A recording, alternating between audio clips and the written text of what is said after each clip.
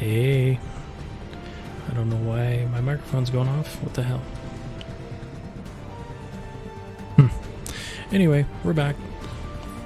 Starting Assassin's Creed 3. Here we go.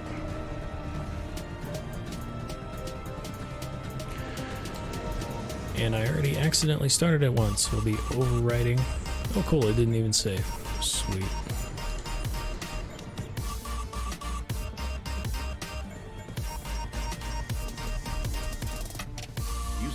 There we go. Because it just goes straight into it. Sometimes, but we never took them seriously. Maybe we should have. But I'm getting ahead of myself. Better to start at the beginning with the abduction of Desmond Miles, my son. This boy Hey, had no music. direction, Shut up. plans for the future. Sorry what about he did that. have was a heritage, one he chose to deny. It nearly cost him his life. Shots? He was captured and imprisoned. Those who took him believed he could help them find something. The apple. I mean, he One could. of several artifacts we call pieces of Eden. Bits of ancient technology scattered across the globe. Some hidden, some found, all of them dangerous. That dude's Most are dead. held by a single group. The same group that now had Desmond. You know them as Abstergo Industries. We know them as the Templars. As the enemy. We've been fighting them for thousands of years. Even longer if you believe the stories of their origins. I do. After all, I've seen the truth. That's the beauty and the horror of the Animus. A device that allows us to enter and experience the lives of our ancestors. It holds the power to change everything, to show us history the way it really happened. Up until its creation, to the victor went the spoils, went the truth. We're trying to fix that, to free minds and bodies both. But there's only so much that we can do. And the Templars Yeah, have the governments upper have a hand very these days. vested Something interest in not larger letting than that the happen. Assassins and Templars is approaching. Bigger than all of us.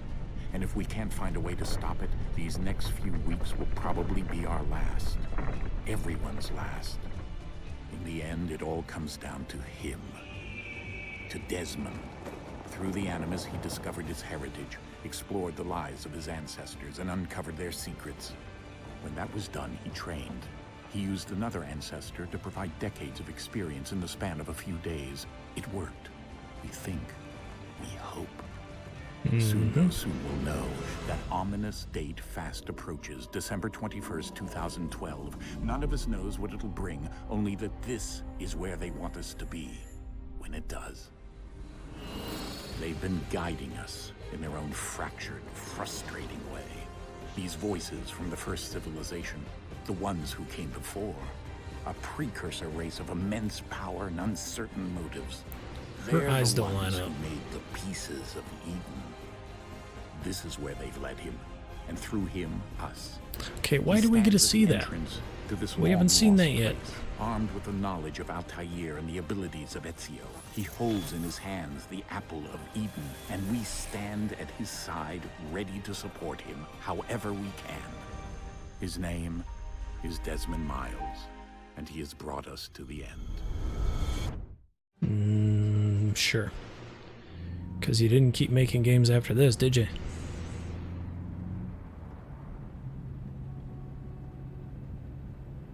And this road looks way bumpier than the car movement would suggest. Car is rock solid, but everybody else has the jitters.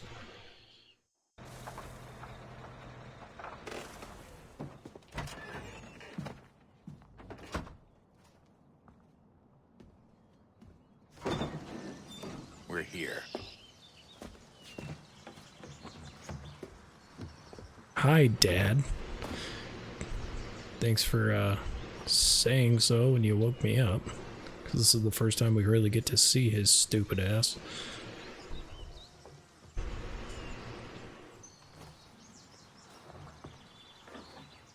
Let's go.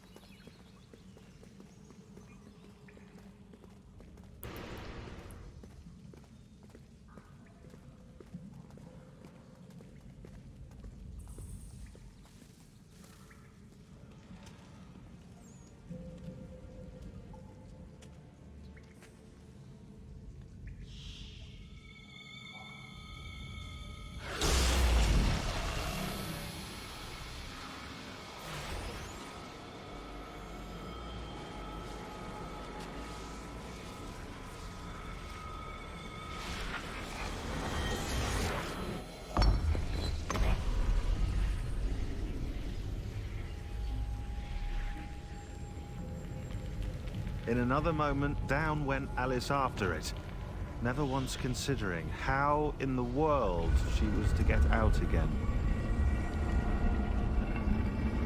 Sounds about right.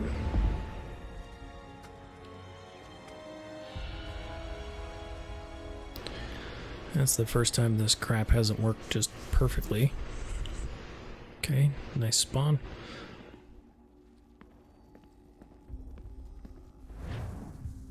And a loading screen for no reason.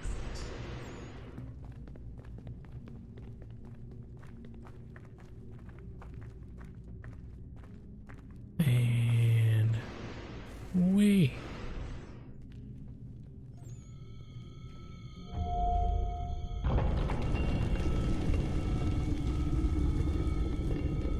I think we're here.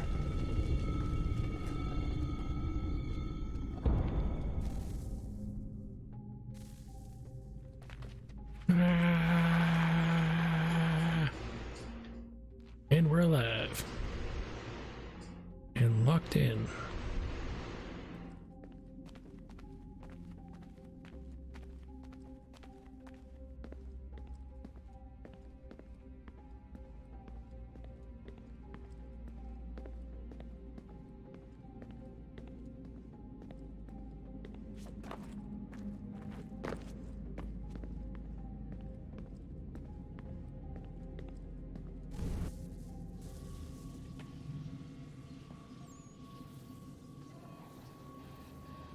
That looks important.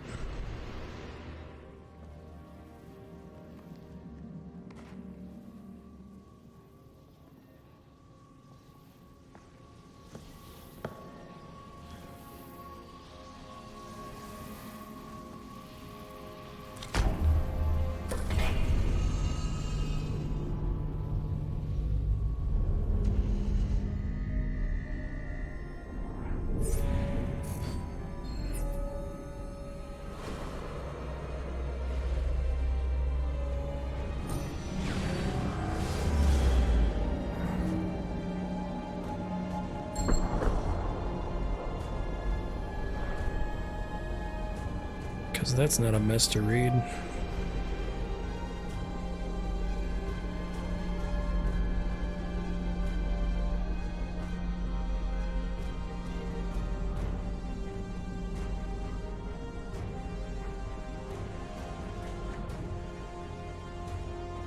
The key.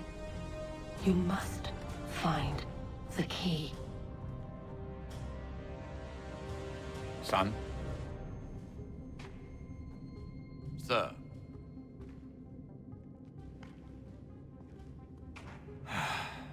Here we go again. And Desmond? down he goes. Do you hear us?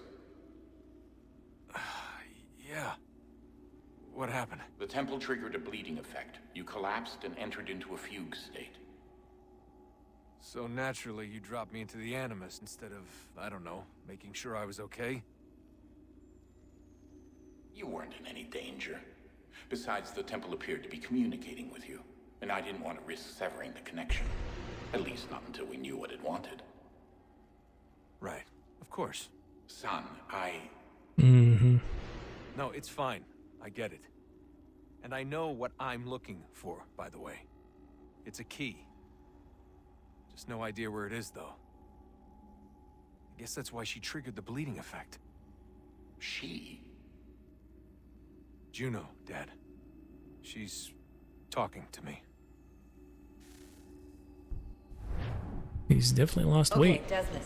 While you were, visiting Constantinople, Visiting. we picked up a software update for the Animus. I'd like to run a couple of quick tests, make sure there aren't any major issues. All right. What do you need me to do? We'll start simple. Walk to the marker over there.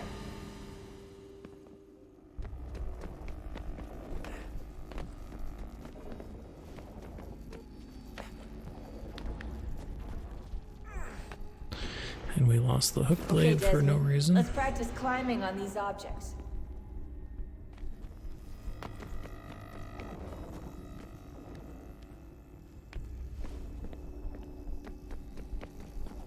Yeah. Everything's definitely smoother than it used to be.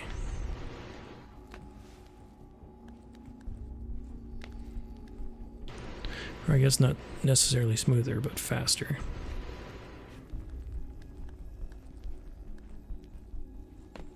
Free run your way through this little obstacle course.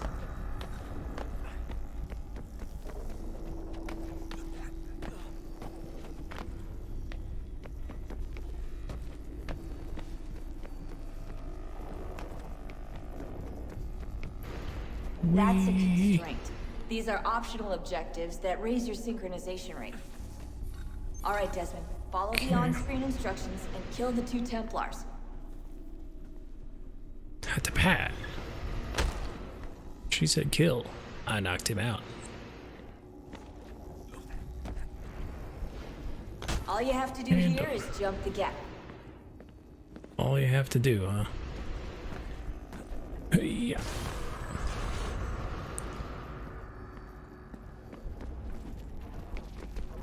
Whoops. Bye.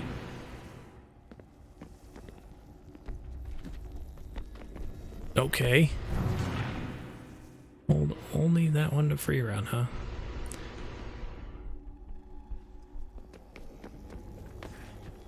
Okay, why the heck does that take me up? And yet hitting X took me down the thing.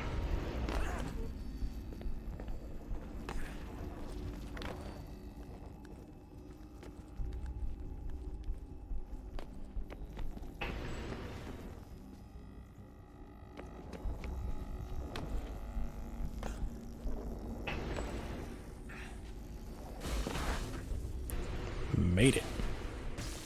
Synchronization levels look good now. We should be able to build the world. Time to find out what the temple wants from you. Text message.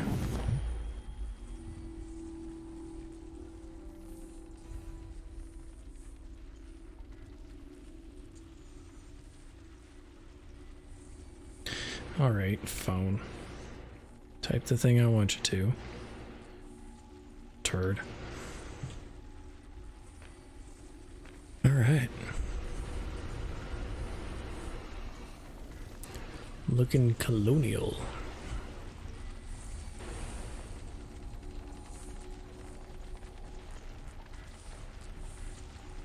Sir?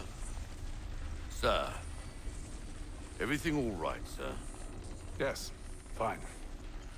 I'm just preoccupied, that's all. Don't forget your invitation.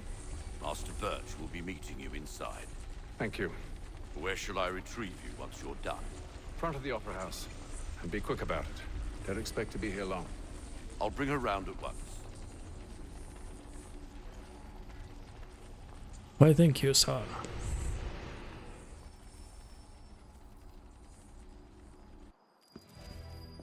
Invitation, please. Shall I take your coat, sir?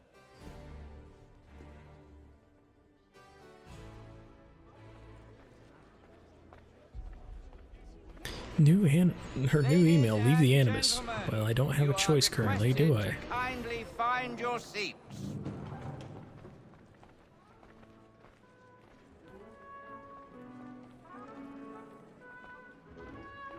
Good evening, sir. This way, please.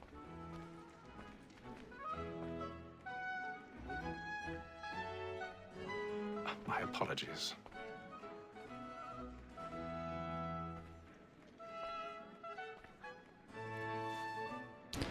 Back when everybody rocked a man bun. Or a man pony. Evening, Hatham. Reginald? I can't tell you how happy I was to hear they'd mounted this revival. Gay's best work by far. Have you seen it before? Once. My father brought me here as a child. Though I remember little of it. I don't suppose tonight will afford me the luxury of a proper viewing either. No, I'm afraid it won't. On to business. That guy's clenching his jaw hard.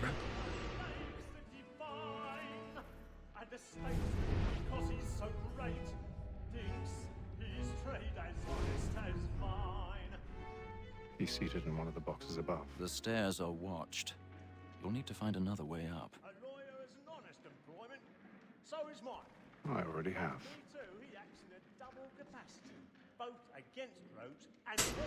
Alrighty. Since we live by 'em. Sir, Black Mall had sent word of trial comes on. 1,000 pardons. My apologies. So as to bring her on. As the wench is very active and industrious, we may satisfy her. Reginald Birch. London merchant, son of another London merchant. Well, you know. Business himself at an early age. By the time he was in his mid-20s, he already owned several ships, mainly dealing in the tea trade to the American colonies. That's pretty good going, as by the time most people were in their mid-20s, they didn't even own a shirt. Ivan is part owner of the Providence, among others. Later in life, Birch also owned several businesses in and around London. He was a member of White's, which was a posh gentleman's club in London. A generally well-known and respected man about town. From what I can tell, Birch met Hatham Kenway while working for his father Edward. They were introduced at White's while Hatham was still quite young. Birch would eventually take over Hatham's education, tutoring him while on a tour of Europe in the 1730s. From what we've seen in the Animus, it seems their friendship continued into adulthood, with them working together as a member of the Assassins.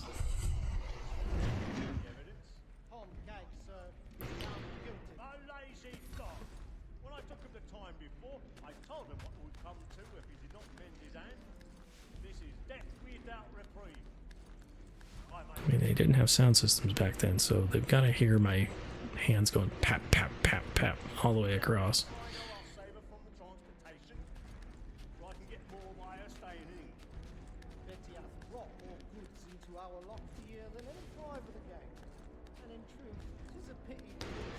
Certainly quick climber.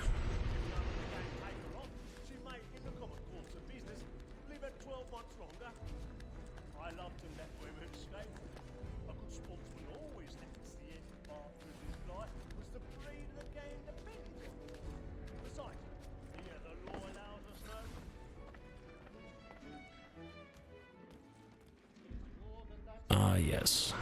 Lockpicking.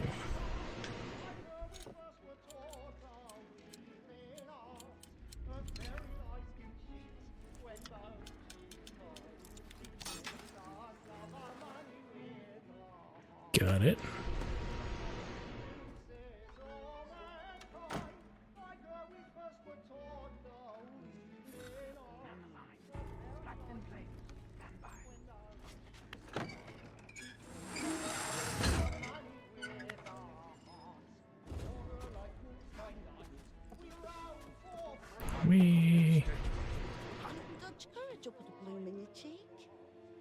Here, have a drink. The Beggar's Opera. It's a musical, one of the earliest ever created, written by John Gay, friend of Alexander Pope and Jonathan Swift. Both popular and controversial. Popular partly because it was an excellent skewering of the Italian opera, which was very popular. However, instead of complicated Italian songs, the Beggar's Opera featured folk tunes that the audience could recognize, meaning you could hum them along even if you didn't know Italian. It was controversial because of the subject matter. It's set in the Newgate prison, and the main characters are all criminals who act much like the upper classes. It was a send-up of British nobility, including veiled criticism of the head of government, neither of whom traditionally have a sense of humor. I've never met a queen who liked a knock-knock joke. Actually, I've never met a queen. The Beggar's Opera was accused of being a based form of entertainment, and because its main characters were criminals, accused of causing increasing crime. It's nice to see that criticism isn't just for movies and video games. Bloody opera. Corrupting our children. Yep. Welcome to politics. Doodah, doodah. Wee. Okay, and nobody sees that, because the front rows could 100% see that. Jeremy's really burning tonight. He's a marvel. Why don't you marry him? Hmm?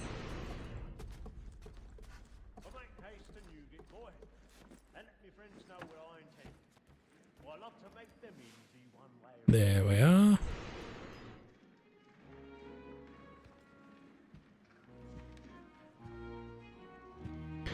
I'm trying to remember if I recognize the extra characters from further in the series. I know Birch for sure. You should have come to me. We would have found another way. Yes. But then you would have known. For what it's worth, I'm sorry. As am I.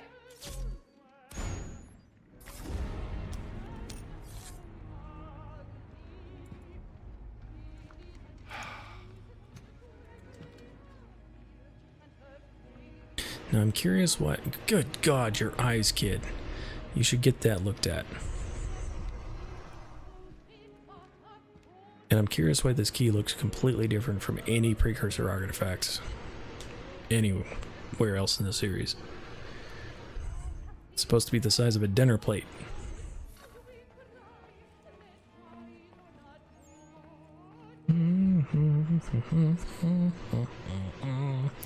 Certainly not a dead man up there. Come, please. And get him, guys. I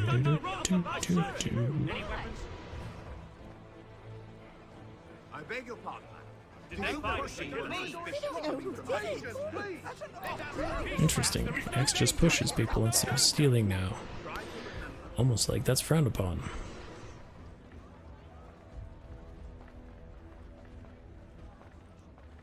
We must leave at once. There's a dead dude up there. How weird.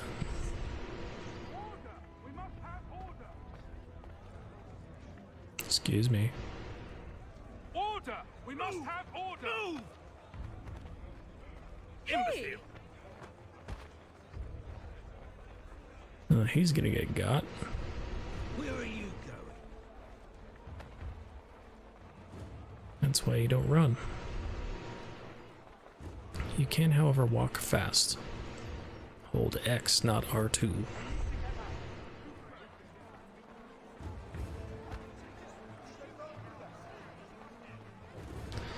The outside seems to be broken.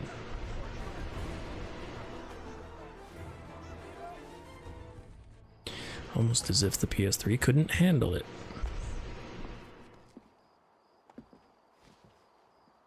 And how was the opera? Rather dull, truth be told.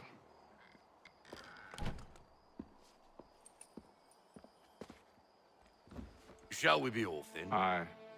To Fleet and Bride. By your command.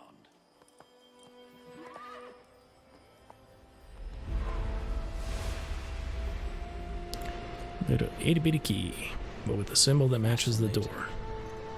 Gentlemen, I hold in my hand a key. And if this book is to be believed, it will open the doors of a storehouse built by those who came before. Ah, yes. Those who ruled, reigned, and vanished from the world. Do we know what it is that will be held within? It could contain certain knowledge. Perhaps Certain a weapon, knowledge, something is yet unknown. What are you unfathomable in hoping its for? construction and purpose. It could be any of these things, or none of them. They are still an enigma, these precursors. But of one thing I am certain. Whatever waits behind those doors shall prove a great boon to us all. Or our enemies, should they find it first. They won't. You've seen to that. I assume you know where this storehouse is? Ah, Mr. Harrison. Gentlemen, How fare your calculations? I believe the site lies somewhere within this region. That's a lot of ground to cover. My apologies. Were that I could be more accurate. That's all right. It suffices for a start. And that is why we've called you here, Master Kenway. We'd like for you to travel to America, locate the storehouse, and take possession of its contents. I'm yours to command, although a job of this magnitude will require more than just myself. Of course. Upon this paper are the names of 5 men sympathetic to our cause. Each is also uniquely suited to aid you in your endeavor. With them at your side, you will want for nothing. Well, then I'd best be on my way. I knew our faith in you was not misplaced. We've booked you passage to Boston. Your ship leaves at dawn. Go forth, Hatham, and bring honor to us all. Mm-hmm. Honor indeed.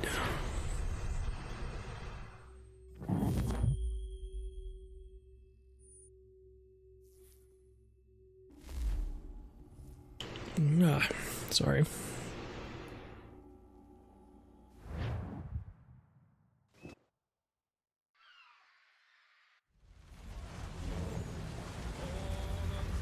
I'm on a boat.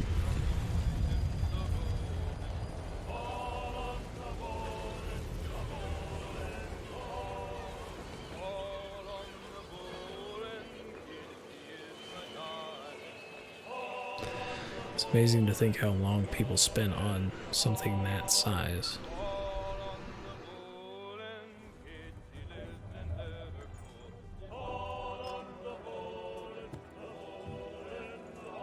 Some fresh air might do me good.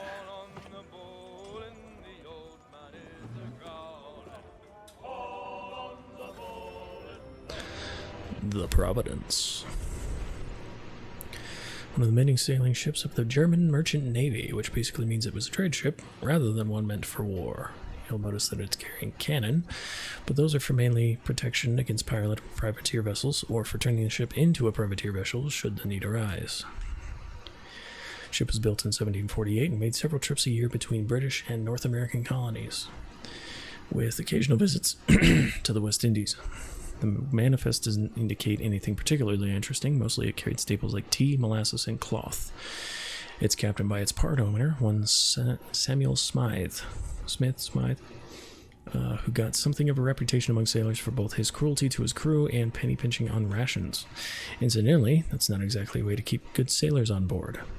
The crew is probably both inexperienced and disgruntled. Ideally, you want an experienced crew who are hugely gruntled. Although you likely don't know much about running an 18th century sailing vessel, odds are you won't notice the difference. I can talk. Oi. The Atlantic Ocean. Tell me more. Icebergs, that's all you need to know. Of course, crossing the Atlantic today is as easy as a plane ride, but it was much more difficult in colonial times. Even though I imagine the tiny food and cramped conditions and the likelihood of sitting next to a fat man for many hours are pretty much the same. For European travelers, it was at best a 6-week voyage, but depending on delays, it could last months.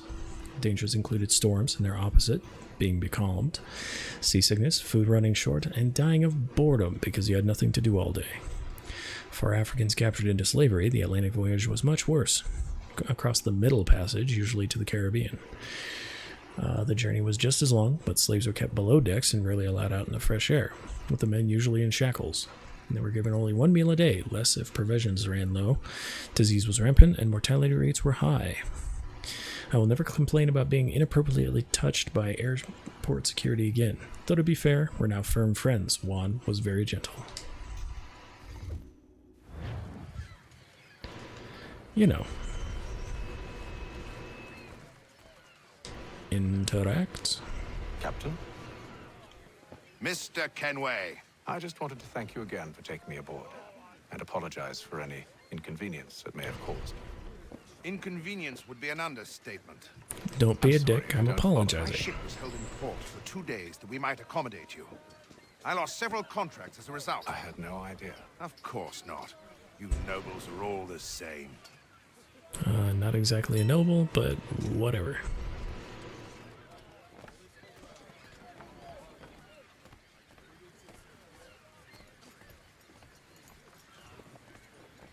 We'll be with you guys in a minute. Gotta talk to this dude.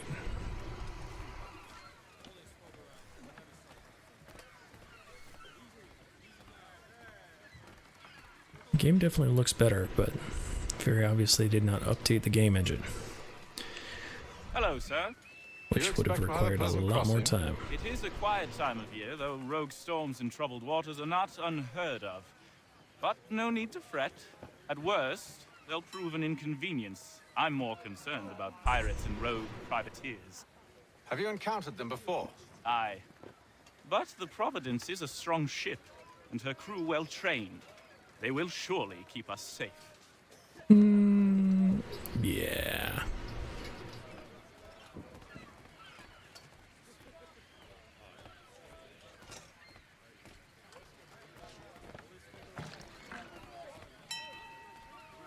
Excuse me, And then gents. all will be well. You sure about that? Of course. Have I ever led you astray? Nah. Though you don't sit right with the others. Have faith, my friend. You'll see. Well, well. Seems our esteemed guest has deigned to grace us with his presence. You might want to head back to your quarters. Top deck's no place for tender parnells.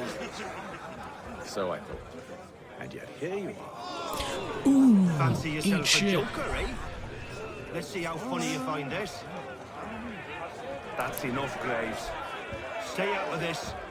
Yeah, about that. Not gonna want to do that.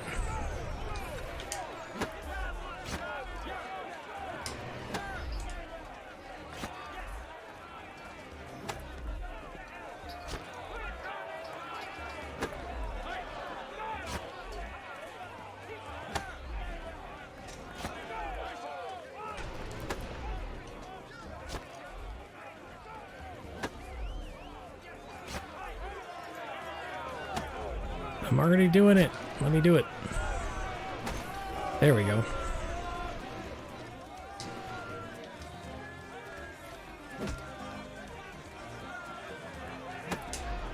I can't do the full thing yet.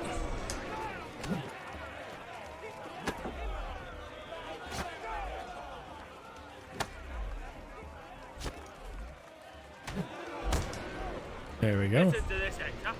Thinks he can swagger on up here and declare himself king of the castle. Please, fellas, call this off. If the captain To sees us... hell with the captain. And to hell with you, Mills. Whose side you on anyway? Here we go. Can we get some?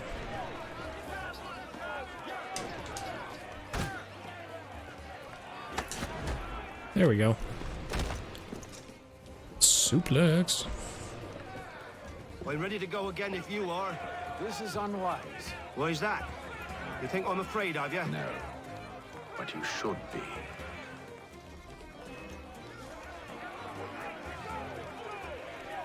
Come on. Come on. Yup. Do you yield? Never! How do you like these odds? All right.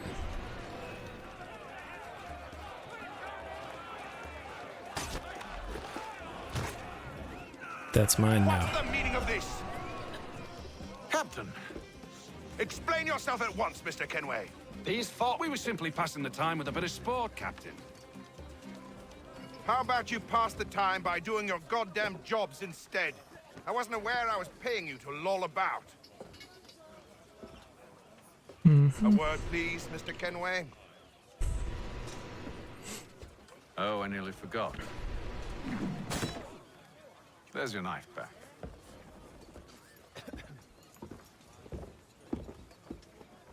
Yeah.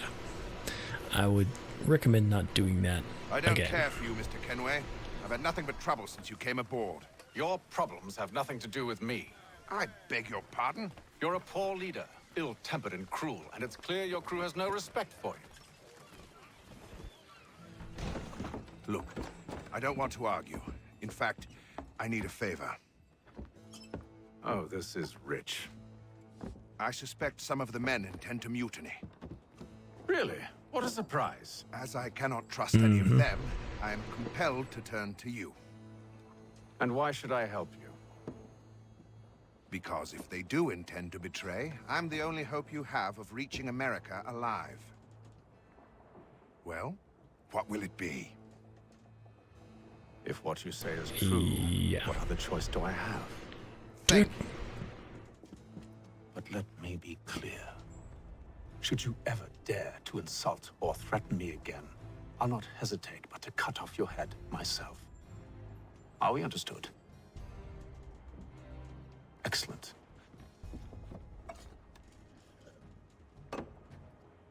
Good day. Yeah. I'm sensing a tonal shift of the protagonists of past.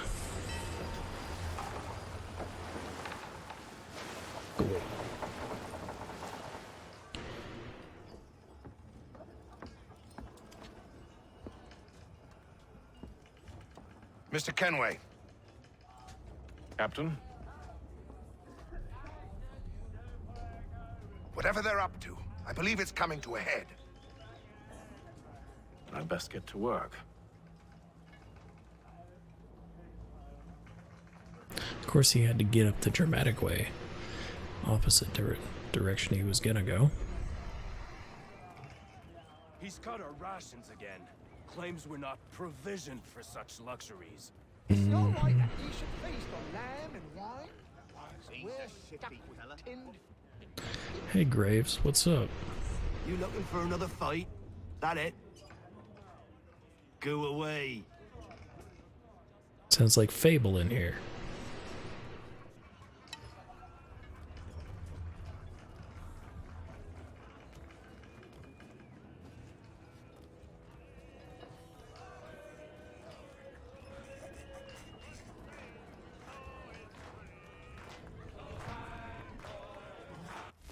Lewis Mills.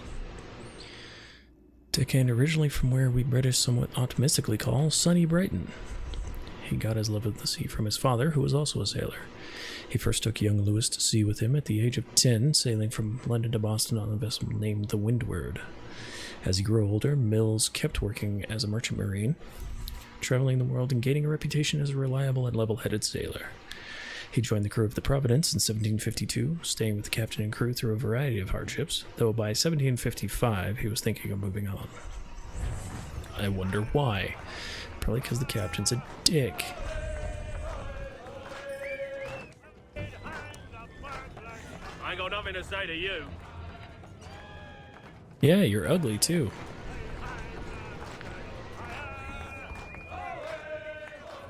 Go upstairs and see if anybody's up there to talk to. Graves and Quill. Wasn't by choice. Aye.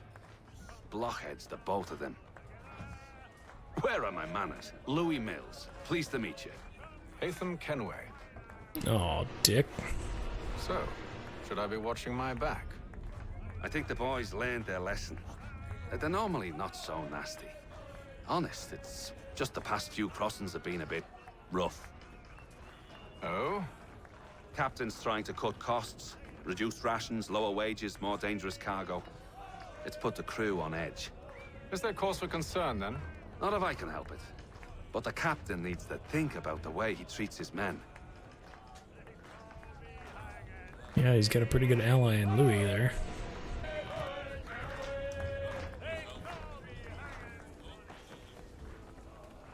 Nothing up here. Alright. Back downstairs.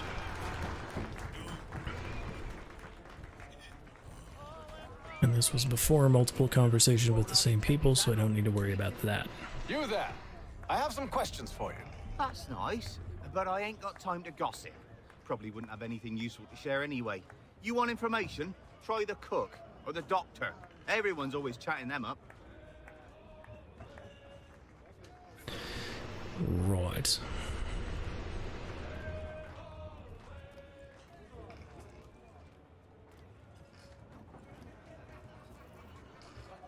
Hey, Doc. Doctor, How's it going? Have you taken ill? Oh, nothing like that. I was wondering if you'd heard any rumblings of trouble aboard. What sort of trouble? Unusual complaints or grievances? Unusual or the usual? You sound just like James.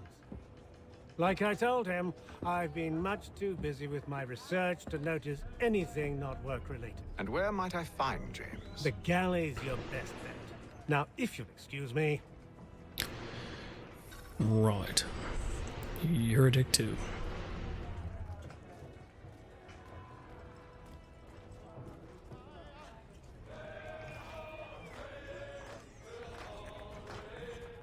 Hey, James. Are you James? Hi.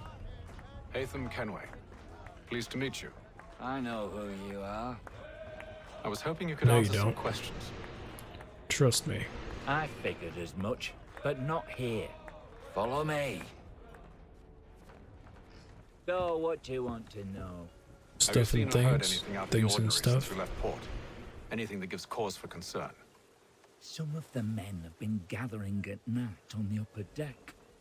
I've only caught bits of their conversations, so I couldn't say for certain what they're up to. But I suspect it bodes ill. Is it a mutiny they're planning? All I know is they've little love for the captain. Mills has been trying to talk him down, but there's only so much one man can do. Thank you for the information. I only wish to see us reach the colonies alive. Good call.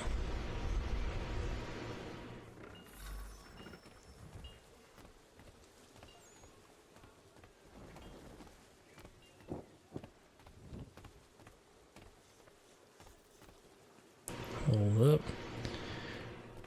Gotta go talk to the Capitan.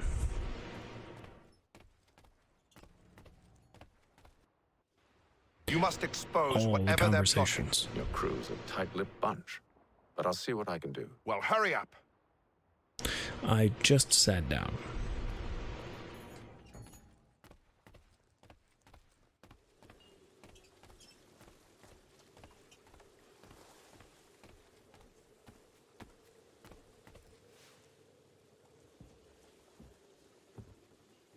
Evening, sir. How are things? Calm and quiet. Just the way I like it. What brings you topside? Thought I'd wander a bit, stretch my legs. That's all. Take care where you tread. The deck hides all manner of danger in the dark. What was that?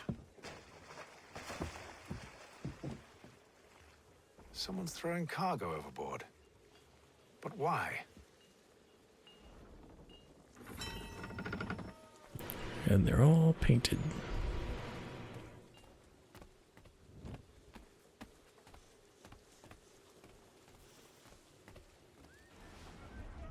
He's a shifty fella. Won't hardly take his hat off.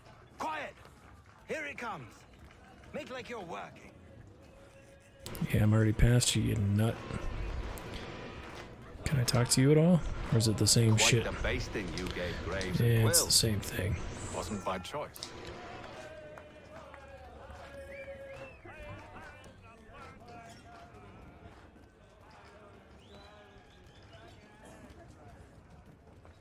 He's cut our rations again. Claims we're not provisioned for such luxuries. It's not right that we should feast on land whilst we're stuck with tinned fish and biscuits.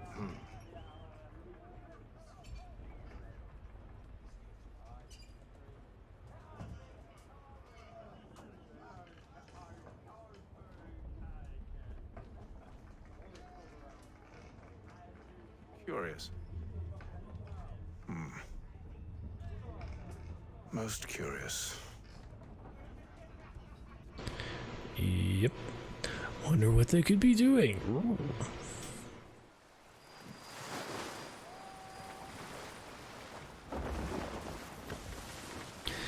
Day 33.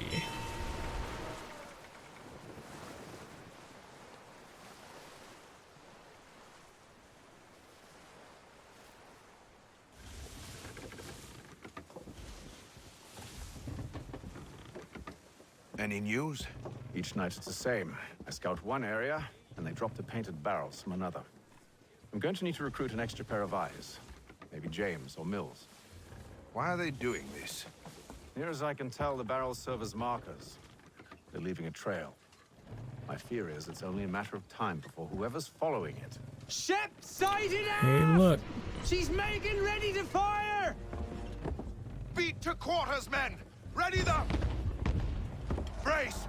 Everybody down!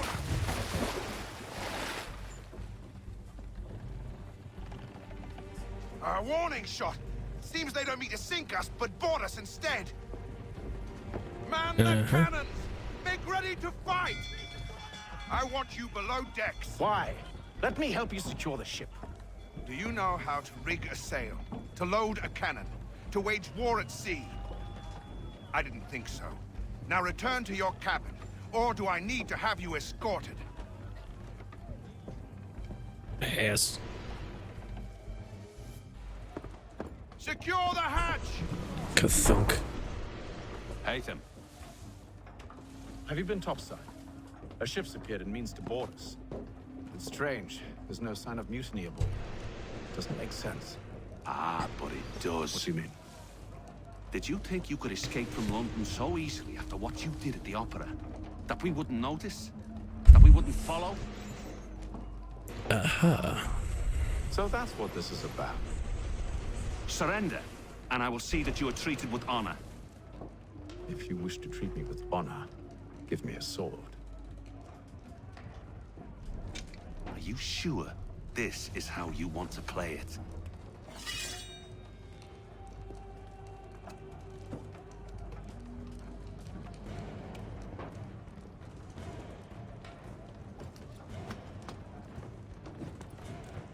You gotta admit, Mills is ballsy.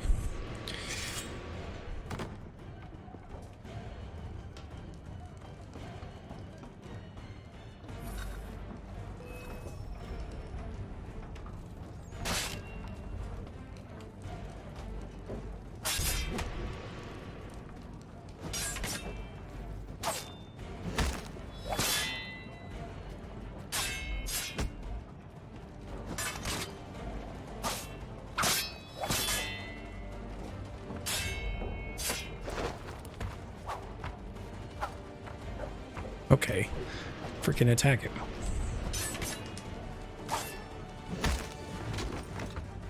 Ooh. Well, he looks pretty much dead, didn't he?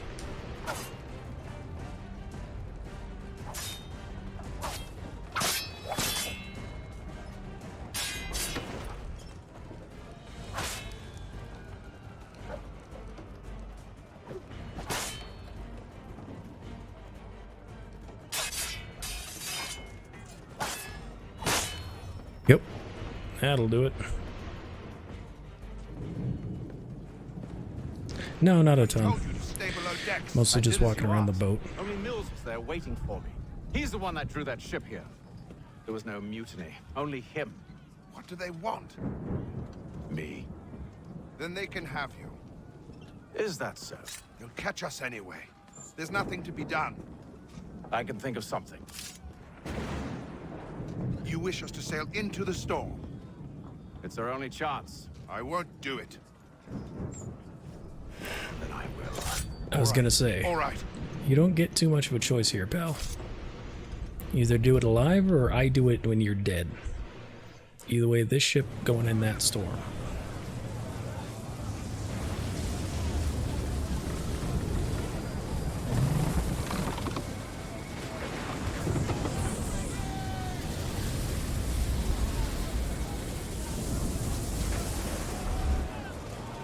We need those ropes secured!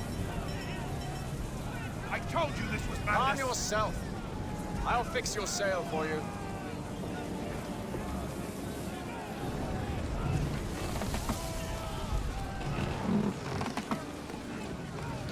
Tie it down, tie it down.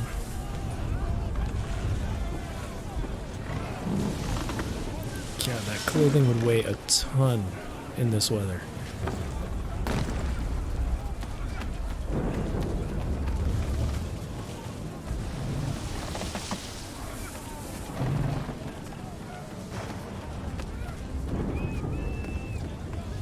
There we go.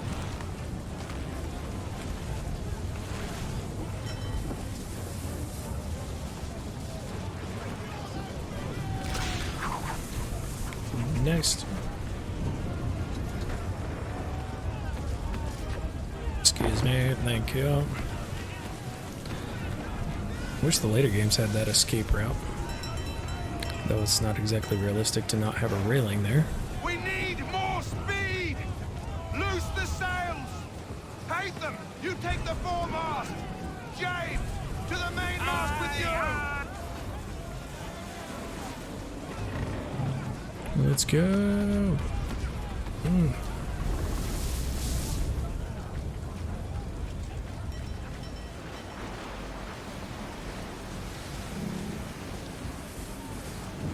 Get up there.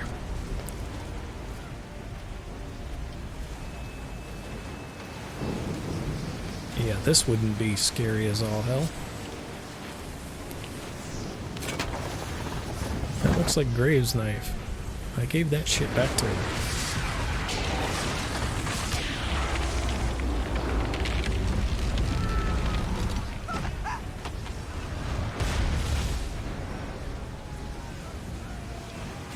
Hurry! I can't hold on much longer!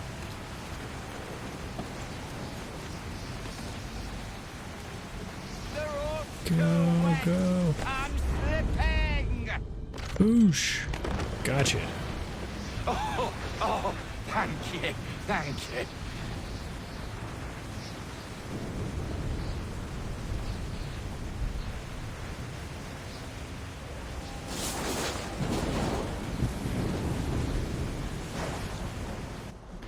Well, whatever hit us hit them twice as hard, apparently.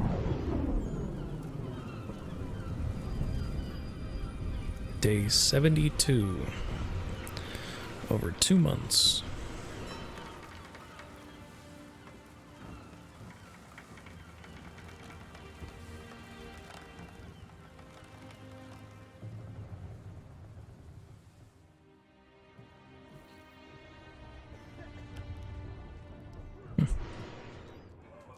Now what in the hell are those? Biscuits? That's my guess.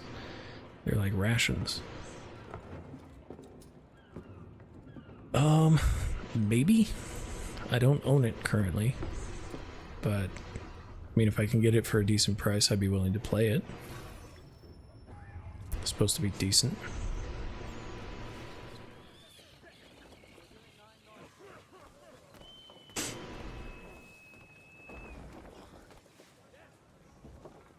Make ready for our arrival, men!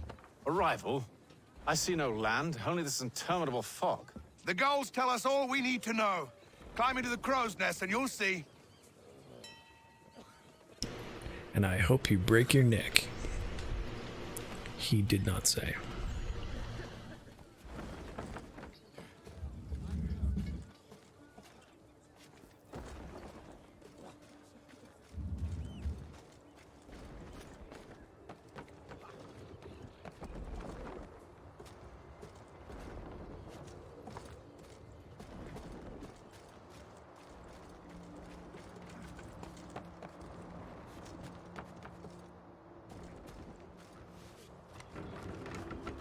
There we are.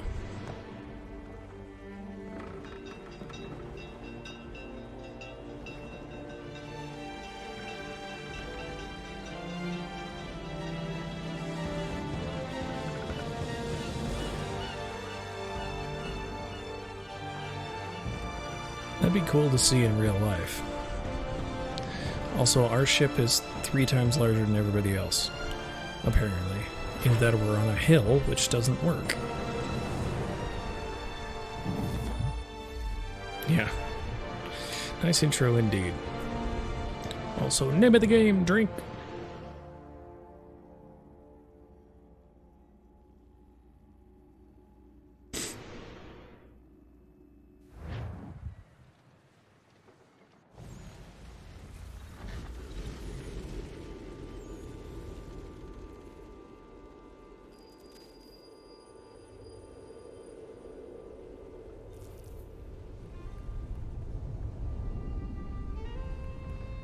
Master Kenway! Master Kenway! Yes, may I help you? Charles Lee, sir. A pleasure to make your acquaintance. I've been asked to introduce you to the city, help you settle in. Oh, no need, sir.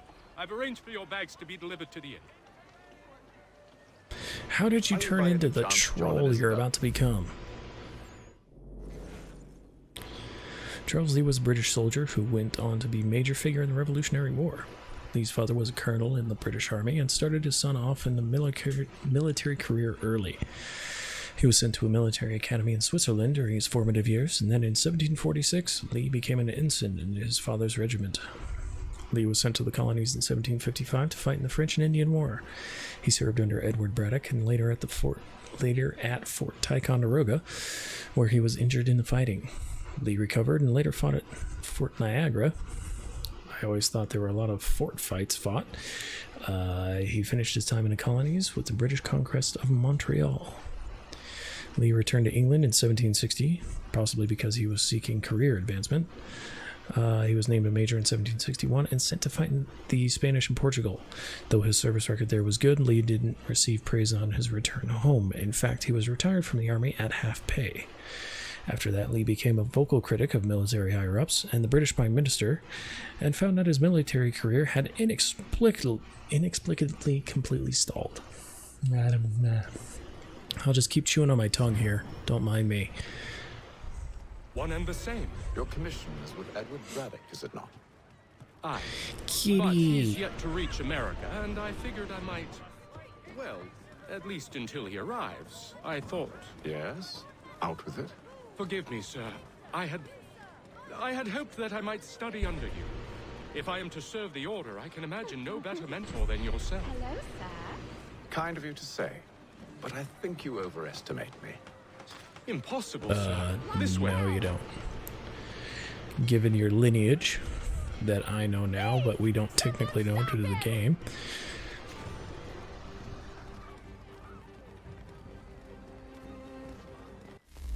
British regulars. British regulars were the first soldiers of the British Army. You'll also hear them referred to derisively as redcoats because of the redcoats they wear as part of their uniforms. I'll bet you didn't see that one coming. Or lobsterbacks because of their huge deadly pincers. Or still because of the redcoat thing, I can't remember which. Regulars in the colonies were notoriously underpaid, and many looked for work outside of their army duties to make ends meet. Of course, their room and board was paid by the government, meaning they could charge lower than average rates for their work. Since unemployment was high in Boston before the Revolution, you can imagine this made the redcoats rather unpopular among people they were taking work from. That and their huge deadly pincers. I will be reading a lot of these entries because they really went to town with the comedic side, and a lot of them make me chuckle. There's all manner of things to see and do. Once you've settled in, I Doggy. suggest you take some time to walk the streets. Who And knows pet what all the doggos. Hold a moment. I need to fetch a few things before we get to work. I'll arrange for horses while you do that.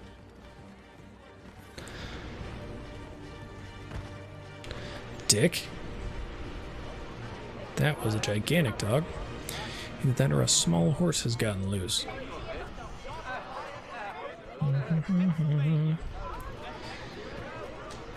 Markets. There are a number of public markets in the colonies, meaning you can get supplies easily. Of course, paying for goods is another matter, as currency was incredibly complex. People paid in English, Spanish, French, and Portuguese coins, wampum, New Jersey, and New York bills, magic beans, laundromat coins, the list goes on. We've simplified everything down for you in the Animus. You're welcome. While some markets sold a variety of goods, like Finehoyle Hall in Boston, fan oil, something like that, others were more specialized. New York's Cointies Slip was mainly a fish market, though like most markets it sold a little of everything. While if you were in the market for African slaves, Peck Slip was the place to go. Yes, slavery was legal at the time, though it was less common in Boston than New York, which had the largest slave population in the north. Don't be surprised to see European servants for sale either. Some were sold for a fixed number of years to pay back their passage to the New World, a much better deal than the slaves were offered. Yeah, difference between servants and slaves. Get off me, you turds. Alright. Okay. Turn too early. Whee! Bunch of grapes. This was one of the meeting places of the Sons of Liberty. The attraction of this particular tavern may have been the library, which included many anti-British books, or it might have been its reputation for the finest punch house in Boston, or it might even be that it have been its location, which is right down the street from the old State House where the legislature met and where the Boston Massacre occurred, or it might have been Darts Night. While I love to use the fact that patriots met in taverns to imply all kinds of things about them, I should point out that taverns were places to do business as well as drink, and that alcohol was viewed as more or less the cure for all ills. You're waiting for a punchline, but that's actually true. Those are the kinds of doctor's orders I crave. Yeah, the overall the textures are way better. You can tell it runs on the same engine because the faces just couldn't be updated enough. But overall, The textures are pretty freaking good. And I do like that the map unlocks as you explore it. Deliver the letters.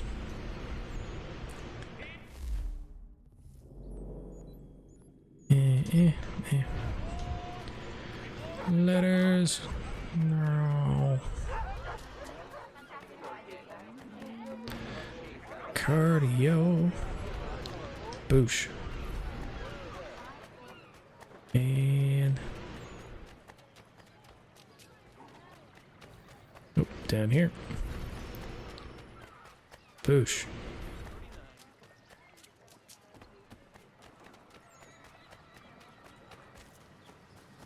Last but not least, boosh.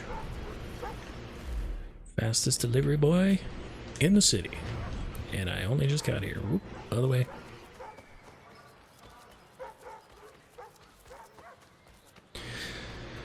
I really like that they changed the icons for bad guys so you can tell who's on a roof and who's on the ground more equally, not just who's above and who's below.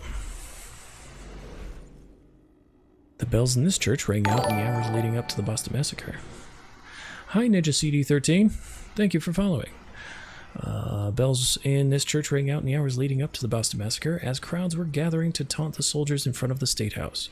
In Boston at the time, church bells were rung when there was a fire, so people ran into the streets to see what was happening. That swelled the crowd, making tension between the people and the British soldiers that much worse. It ended, of course, with the soldiers firing into the crowd, killing 5 people, which it's impressive that only 5 got hit. Weaponry really sucked about that time. And this concludes our lesson on how church bells could be used to incite riots in colonial America. Yeah, well, that's not the only time that's been done, I'm sure. Boing. See ya.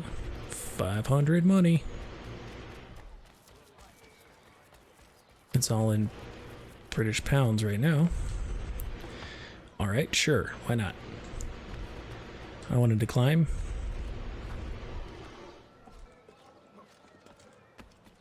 That actually won't hurt too much, actually.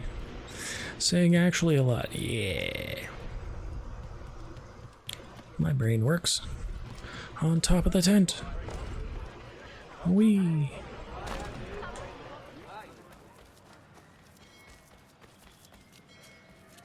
Exploring all of the roads.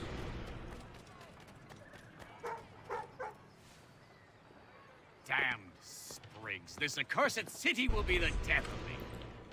You seem troubled, friend. That's because I am. And your glasses are dirty as shit. What's happened? I was robbed. The The old more Vulcan you file. know. Though I've managed to restore what's mine, I fear it's... You mean the book? This is no ordinary book. It's an almanac. The first It's I ever... my life's dick work. I mean work. Benjamin Franklin. Pleased to meet you. You sick old man, you. Must be new to Boston. Why do you say that? You're still possessed of virtue. To stop and help an old lout like myself. I don't mean to impose, but you seem a spry fellow. Should you happen to find my missing pages, I'll reward you. Look, I'm not sure if I... It's all right.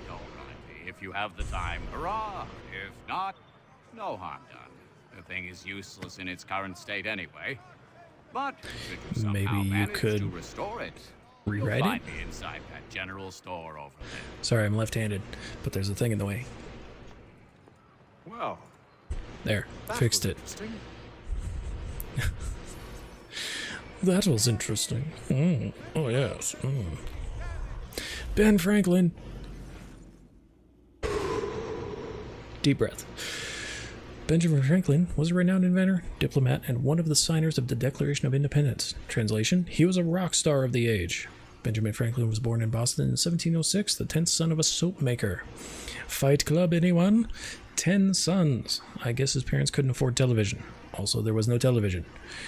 He began working for his brother in 1718 as an apprentice printer. However, their relationship was rocky, particularly after the elder Franklin found out that young Benjamin had been writing for the paper under a pseudonym, Silence Dogood, and writing an extremely popular column at that.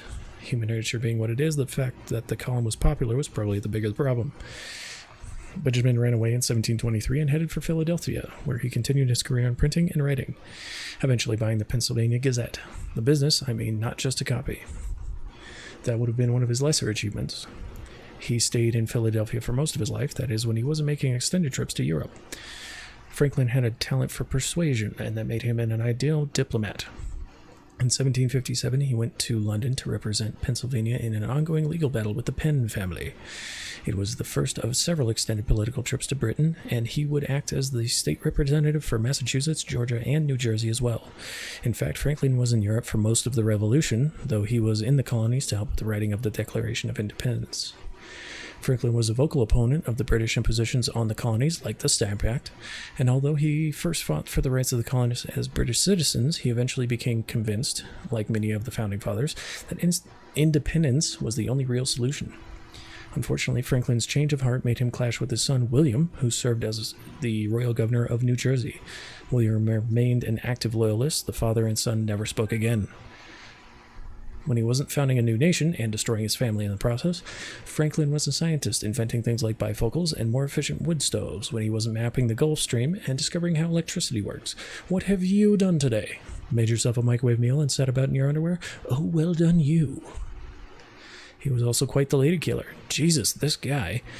Carrying on several friendships with women while he was in Europe.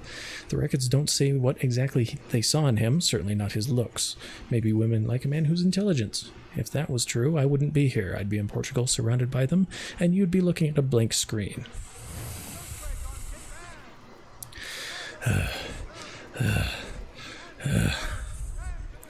I breathe weird when I read out loud. Because I don't want to run out of breath in a sentence, I tend to breathe in a lot more than I breathe out. Buy a sword and a pistole. Hancock store number 5. As in John? John, hand on your dick? Flintlock pistol.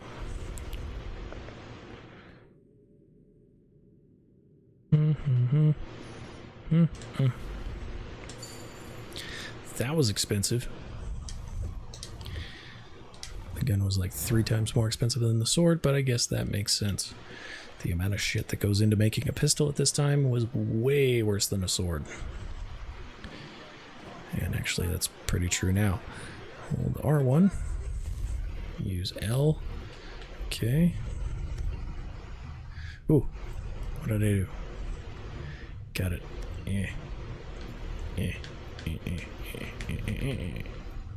There, that, and that. Boosh.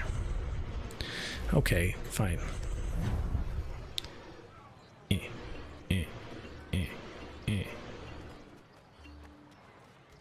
Can I move now? Thank you.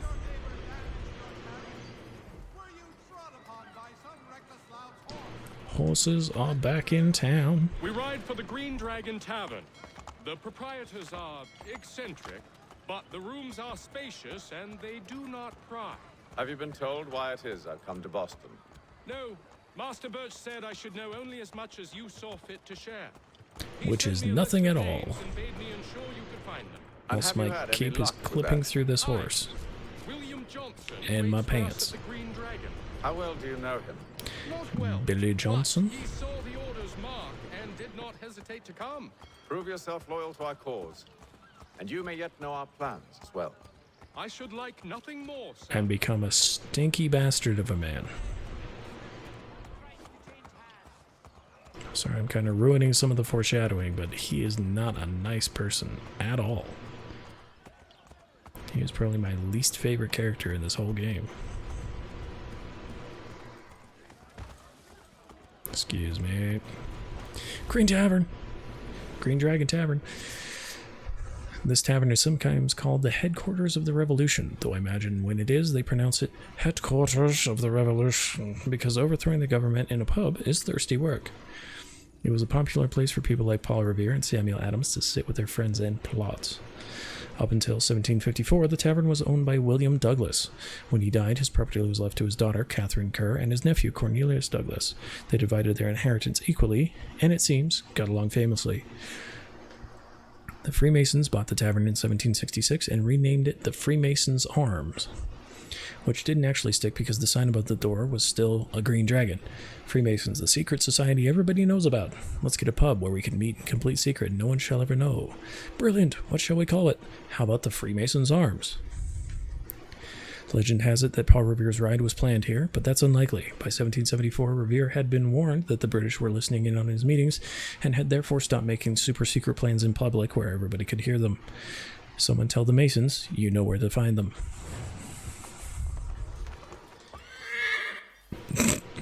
I meant to get off. That is not what happened. I hear a thing. Where's the thing? Give me my map. Where is it? Where is it? Oh, it's right next to the horse. Get it! Ah, got it. Because that's how you get book pages going in the wind, is you run down the street screaming at them. Or later, run across the rooftops screaming at them. You lying, cheating, no good son of a bitch. Perhaps we've come at a bad time. Good time. Oh, don't be foolish, dearies. Please. Oh, I like this lady already. Something to eat? A drink, perhaps? Or is it a bed you require? We've already left goodness. rooms here. Oh, yes. Of course. Masters Lee and Kenway, was it? I'll have your bags brought up. Go get the bags, woman. Pretty sure she could kick his ass any day of the week. Do you require anything further? Only privacy. Understood. Now there's a motion I haven't used in years. I really need to watch that movie sometime soon. I already caught the almanac page. Get rid of that notification. I also know how to do that. You can get rid of that. And yes, I know I have an email. Shut the fuck up about it. Sir, William Johnson. Something tells me his Johnson swings freely underneath that kilt.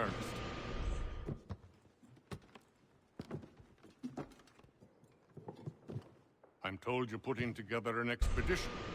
We believe there's a precursor site in the region. I require your knowledge of the land and its people to find it. Sadly, my research has been stolen. And you can't remember a thing, can you? Then we'll find it. Because you're useless. My associate, Thomas Hickey, has been making the rounds. He's quite good at loosening tongues.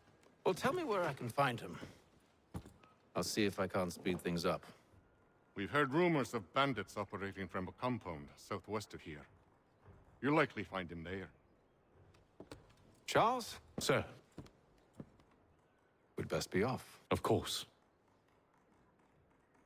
Come, boy. Conversation. Let me talk to you. Do it now, William Johnson.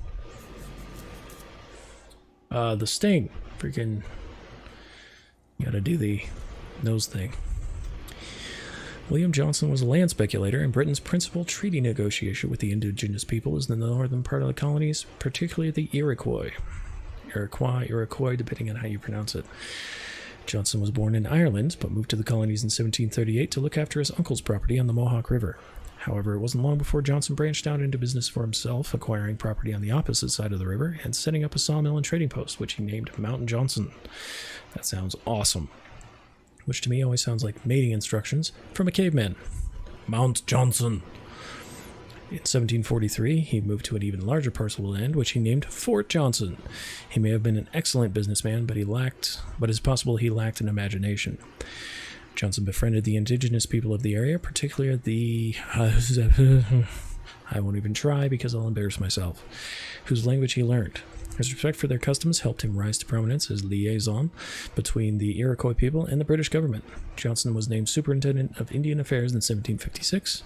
As a contact who knows the land and its people, he's probably the best you'll find. No, he is wearing pants. It's like Native American pants, though. And yet he's got the weird, like, kilt cape thing. Yeah, I also didn't talk to him like I meant to do. Come here.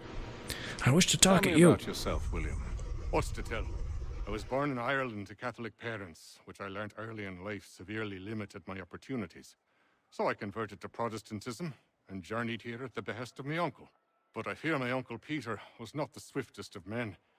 He sought to open trade with the Conyan GACA, but chose to build his settlement away from the trade routes instead of on them. I tried to reason with the man, but as I said, not the swiftest. So I took what little money I'd earned and bought my own little plot of land. I built a home, a farm, a store, and a mill. Humble beginnings, but well situated, which made all the difference. So this is how you came Location, to know the location. Indeed. And it has proved a valuable relationship. But still no mention from your contacts of the precursor site? No hidden temple or ancient constructs? Yes and no. Which is to say, they have their fair share of sacred sites. Earthen mounds, forest clearings, hidden caves, but nothing matching what you describe. Yeah, after the end of the last game, it's easy to see how this would be hidden. Because even the big-ass statue that was there was buried. Cheer up, my friend. You'll have your precursor treasure. I swear it. To our success, then. And soon. Alright, with that, I'm going to take a short break to refill my drink and use the restroom. So I will be right back and enjoy the music.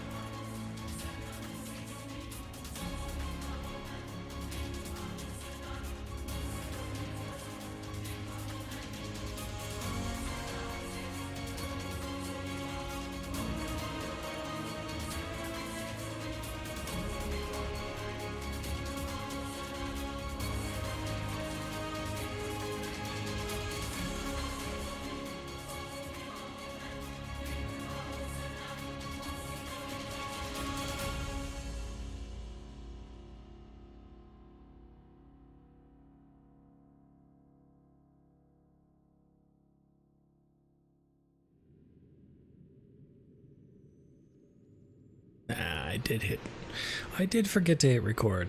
Good thing to realize. Alright, scoot in. Away we go.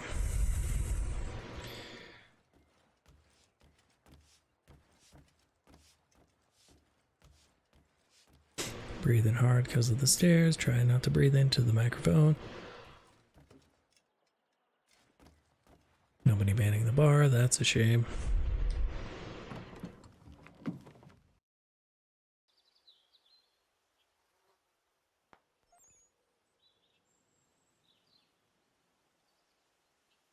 Teleportation activate.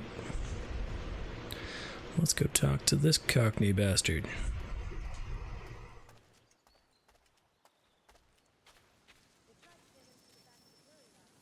Johnson's errand.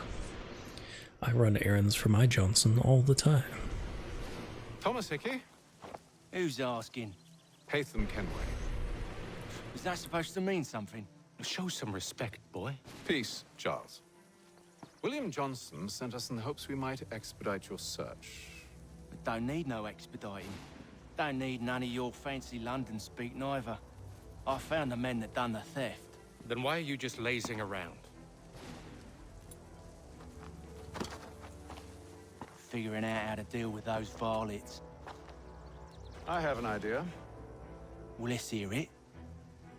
I'll kill the lookout, take up a position behind the guards. You two approach from the front. When I open fire on the group, you charge in. We'll have the element of surprise on our side. Half will fall before they've even realized what's happened. Yeah, Thomas is up for it, because he's up for a scrap no matter what. Get into position. But wait for me to take the first shot.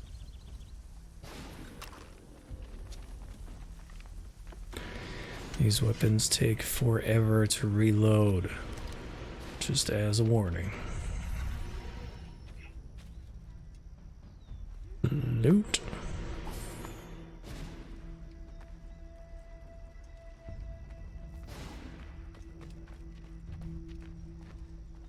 Go on now, before you make us mad.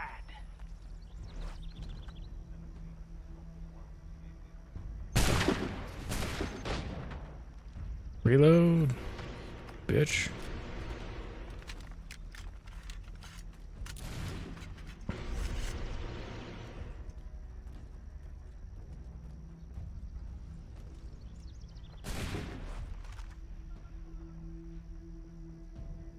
Headshot.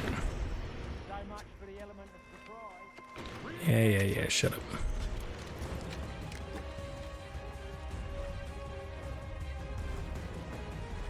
Ow, bitch. Try that again. Take that. Get him. Bye.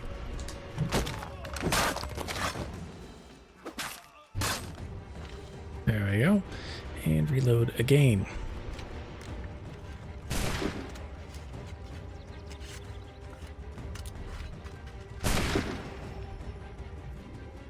Reload. Ah! I was gonna loot some people. Fall back! Fall back! We'll be safe inside! Be safe inside. What now? No. We can blow the door with those. Go on, shoot them. Because these are raw TNT barrels. Hey, you. Guess what, pal?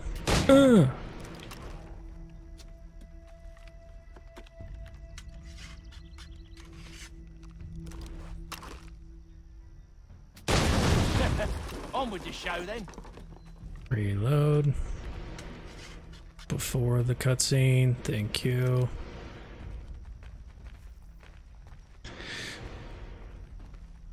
Guess they wasn't so safe inside after all. Well, maybe they shouldn't have been hugging the damn door.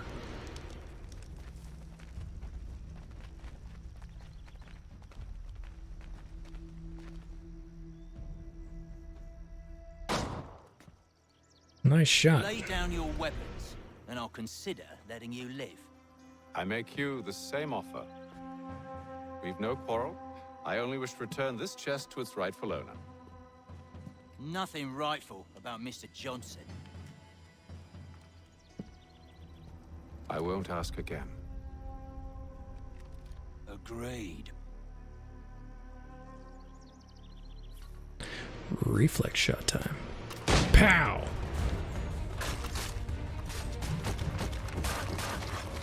Ow, dick. Ow.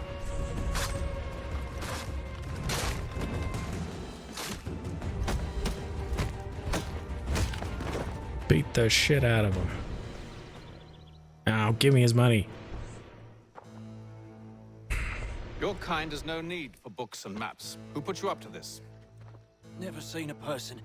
It's always been dead drops and letters. But they always pay, so we do the jobs. Well, those days are done. Tell your masters I said as much.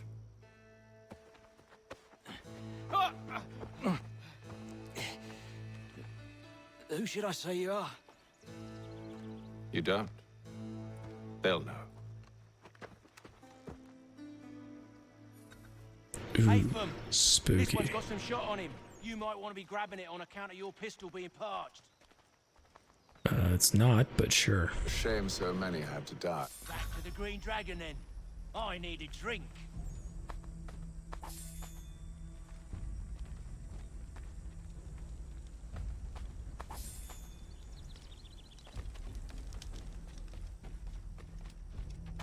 Thank you. We've company. Don't let go of the chest, Charles. We'll take care of this rabble.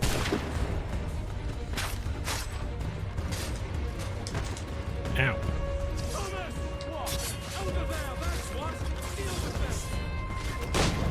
Got him.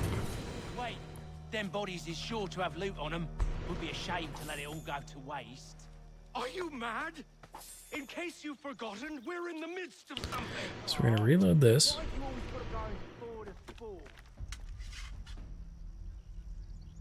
And then we're gonna pick this up.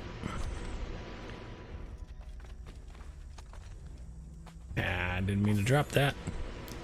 Pick up. Nope, not the body. Get out of here. Give me that. Thank you.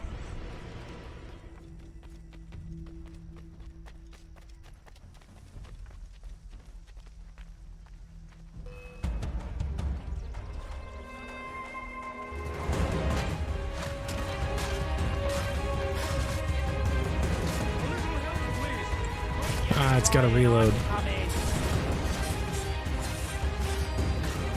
Reload. Over there, that's what. Deal with that. There we go.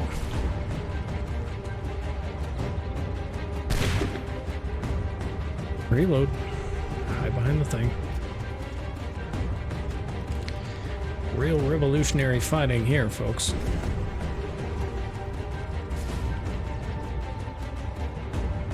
I hope whatever's in this chest is worth it. Come on now. It's just a few fools with knives. They ain't so tough. It's not the scoundrels I'm concerned with. Do do do do do do do do do.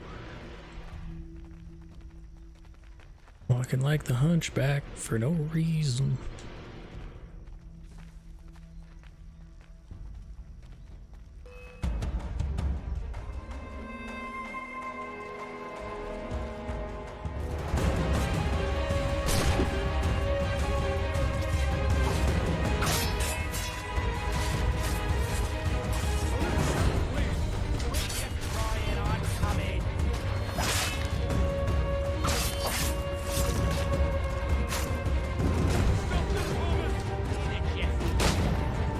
Freaking piss off. Give me that. Oh, it doesn't reload the thing when you pick it up? Dick move.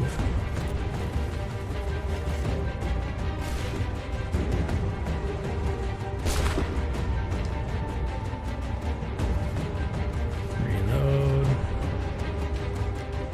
If I kill a dude and his weapon has not been fired, it should not need to be reloaded when I pick it up. Yeah?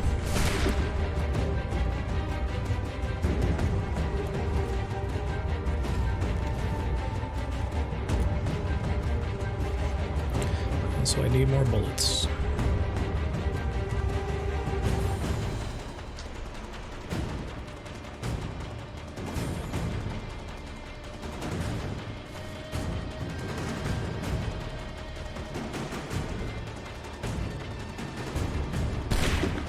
In the face.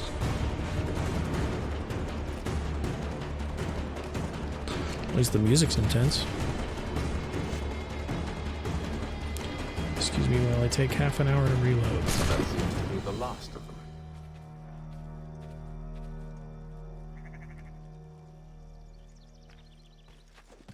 Oi! Mr. Johnson's gonna need to double my pay after all this if he expects me to keep at his side.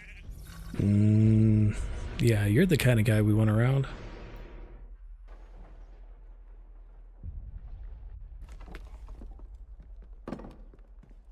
There you are.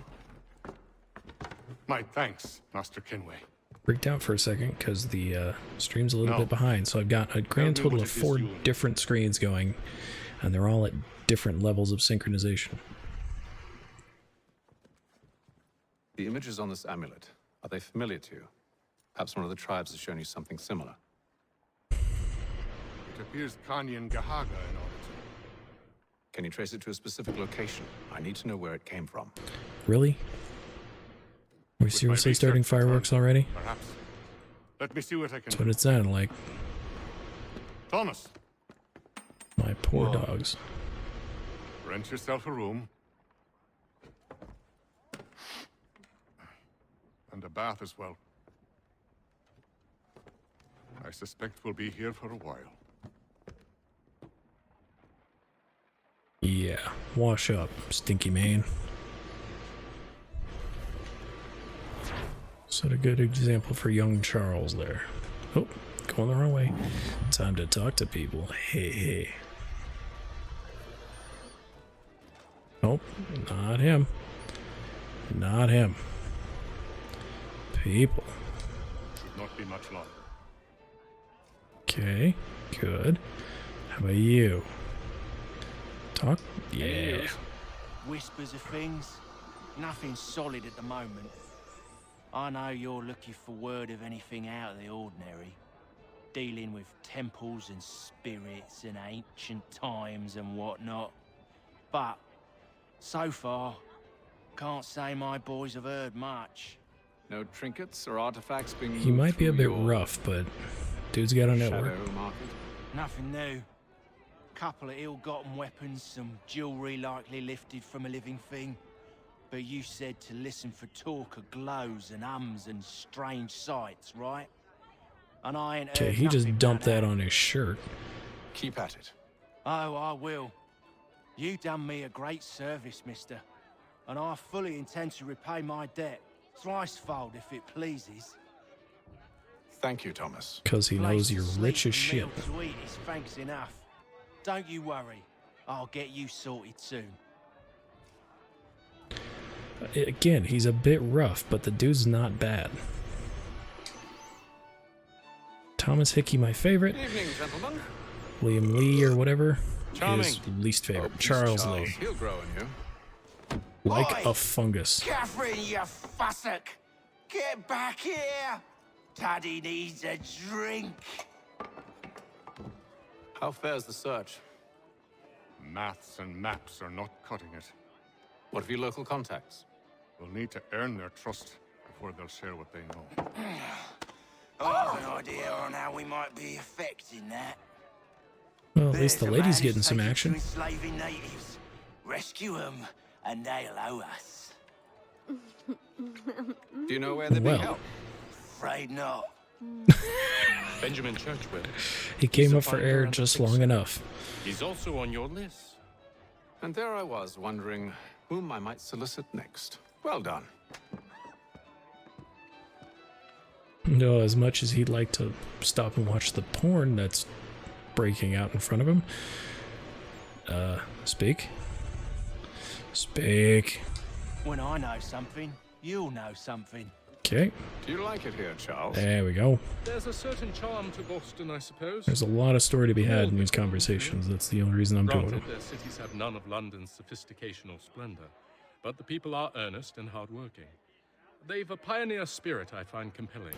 It's quite something, really, watching a place that's finally found its feet. Has it, though?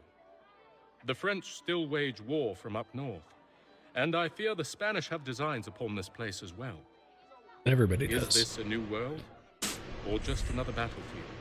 Ah, that's a story old as time itself. Bit of One both. that's not like to change. We're cruel and desperate creatures, set in our conquering ways. The Saxons and the Franks, the Ottomans and Safavids. I could go on for hours. The whole of human history is but a series of conflicts and subjugations. A desire for more and more and more. I pray one day we rise Evolution above it. Whilst playing you against pray, us. I'll act. We'll see who finds success first, hmm? It was an expression. Aye. And a Get your dangerous hand one. out of your mug. Words have power. Wield them wisely. Dude, seriously, you have a mug for a hand. What are you, Captain Tankard? Business with Silas confuses me. If Britain stands any chance of pushing back the French, they must ally with the natives, not enslave them. Silas is loyal only to his purse. That his actions harm the crown is irrelevant. So long as there are buyers for his product, he'll continue to procure it. All the more reason to stop him, then. My days are spent in Congress with the locals, attempting to convince them that we're the ones they should trust, that the French are merely using them as tools, to be abandoned once they've won. Your words must lose their strength when held against the reality of Silas' actions. I've tried to explain that More he than does not slightly. represent us, but he wears the red coat. He commands a fort. I must appear to them either a liar or a fool. Likely both. Take heart, brother. When we deliver them his head, they'll know your words were true.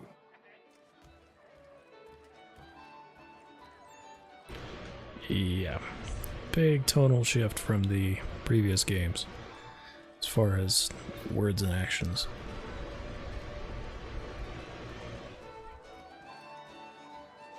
What is up with your hair? It's like he's got blonde streaks in it. Yeah, I know, right?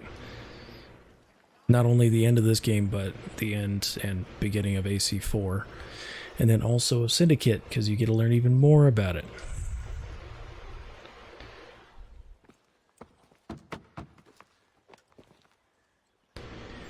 Freaking rough timeline around this part of the series. Wonderful.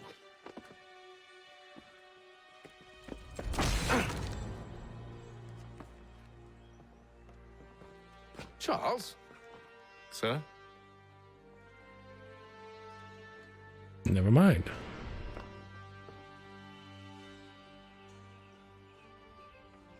Seems like we're not the only ones looking for Mr. Church. Damn it, he could be anywhere.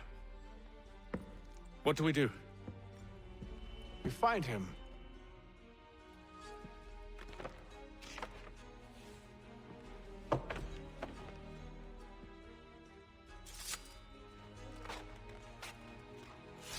Come. I'll show you how.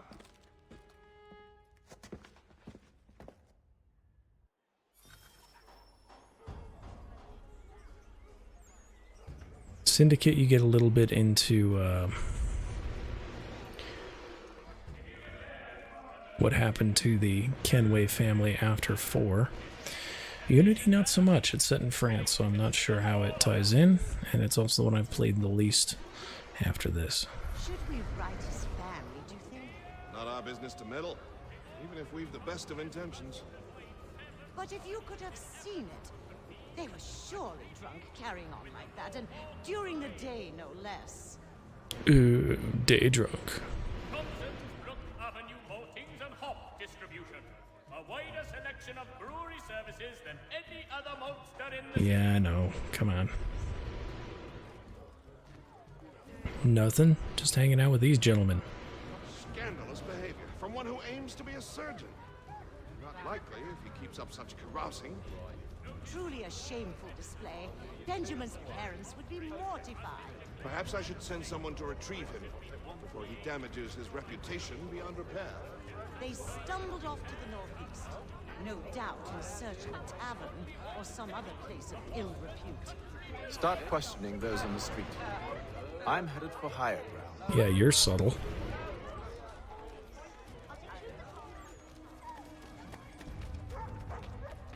Time to climb the thing.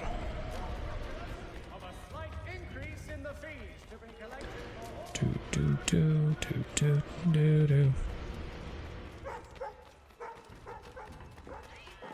Excuse me.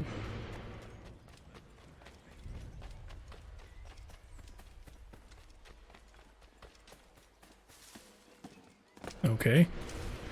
Go over the fence, stupid.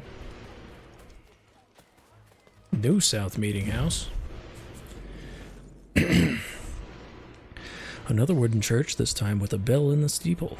Samuel Adams' father, also named Samuel Adams, was one of the founding members. I'm surprised it wasn't torn down for firewood during the siege, but I guess its members just hadn't angered the British enough for that. It's conveniently named so you won't mistake it for the old South Meeting House, where all the important events happen. Simple as best. I'm describing the naming system, I'm not describing you.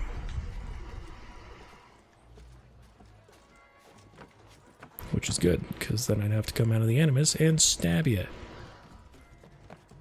Or not, because you make me chuckle.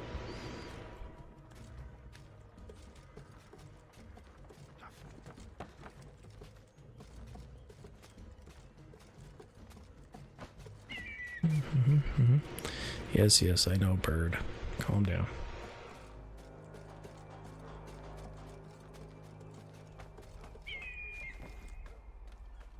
Hatapad.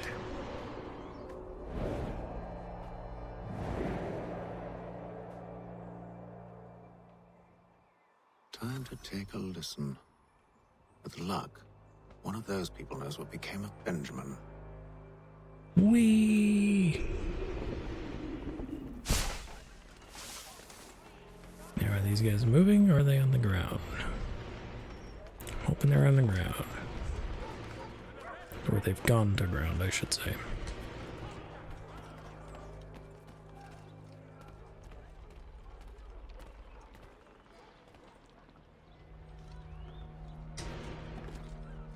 I've asked the criers, but they all plead ignorance. Bugger that!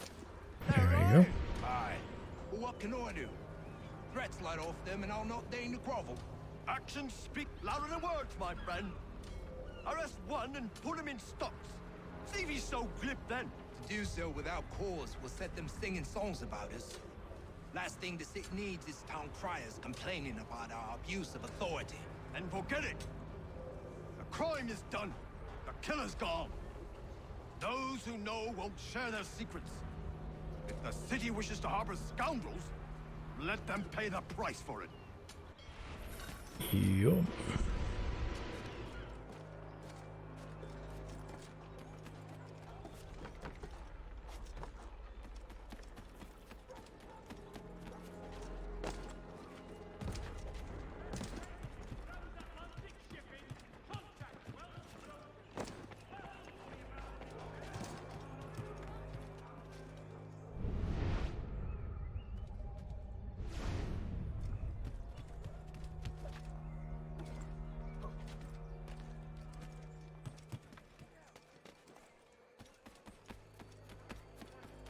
Ooh.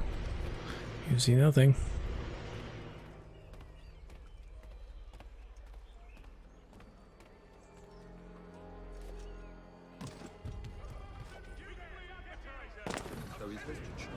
But one way or Oh, Jesus.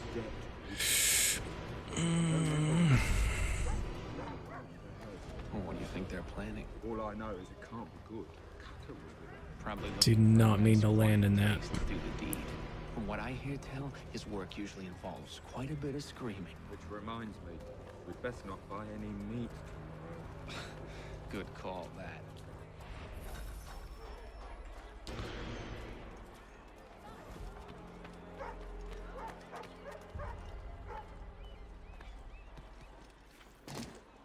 Not what I meant to do. Get out, you pillock.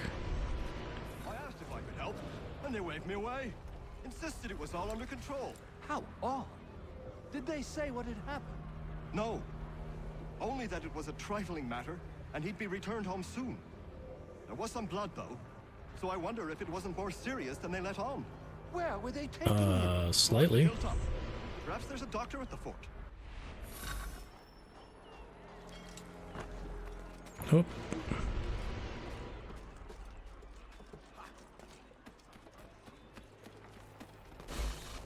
Nope. Don't you dare.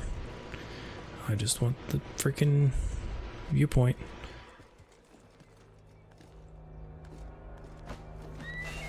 Shh, it's fine.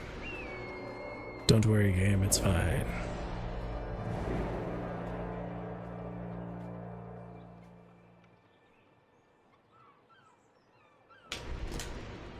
Yeah.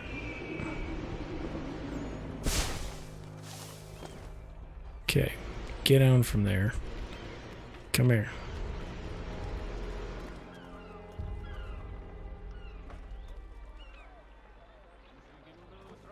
See, Come on, Charles? nerd. We'll have church in no time, just as I said we would. If I might ask, sir, where did you learn to do all this? It is a requirement when you are raised in the manner that I was. Perception is fundamental to the Order. It guides the feet when running and climbing, informs the hands when striking and fighting.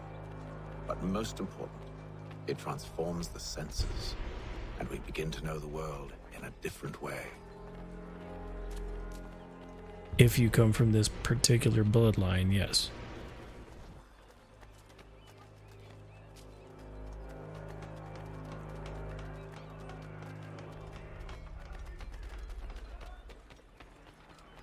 Just making sure there's nothing else for these guys to see.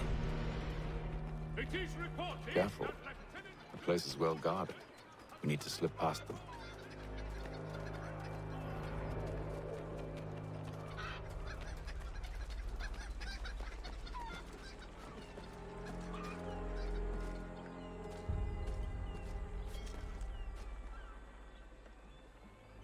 Yeah, he'll find a way out.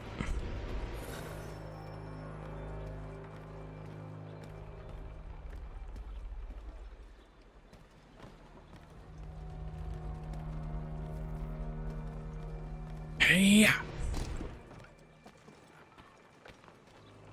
Whoop-ha.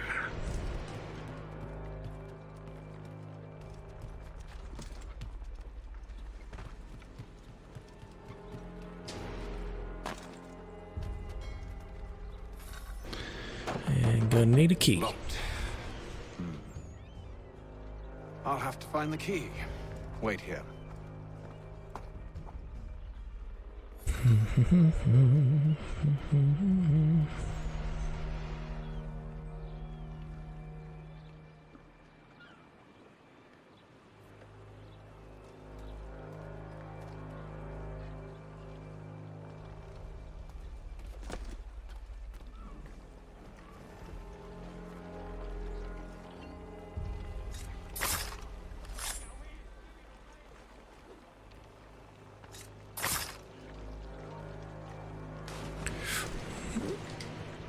Hiding.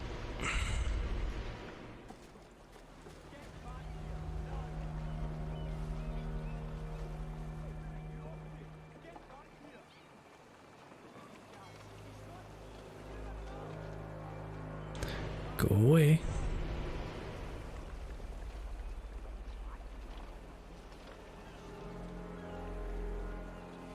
Go away.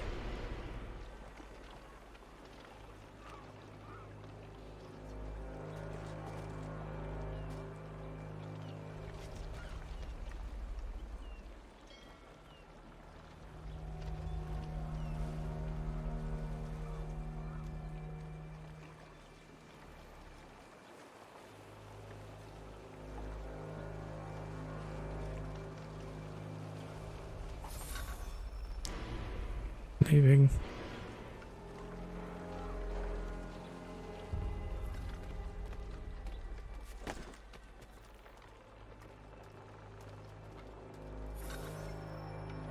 There, only a 200% body count.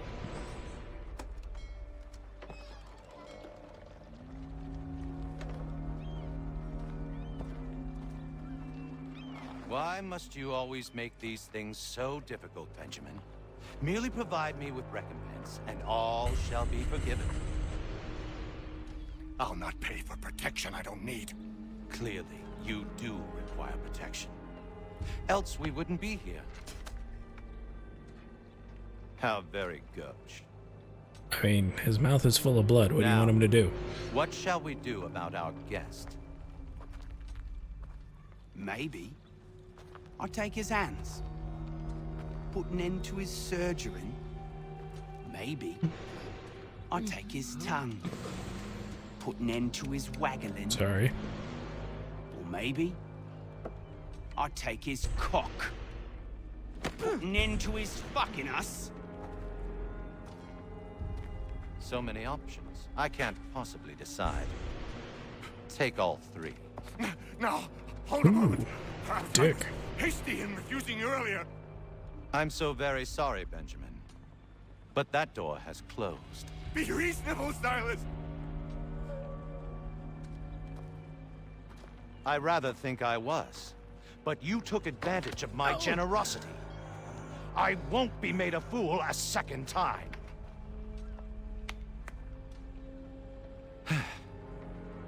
I fear I lack the constitution to bear witness to such barbarism. Come find me when you're finished, Cutter. You'll regret this, Silas. Do you hear me? I'll have your head. No. I rather think you won't.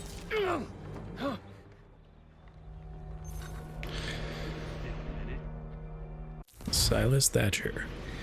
Dickbag. Silas Thatcher was the nephew of a well-to-do London merchant who purchased admission for him and the British regulars when he was quite young.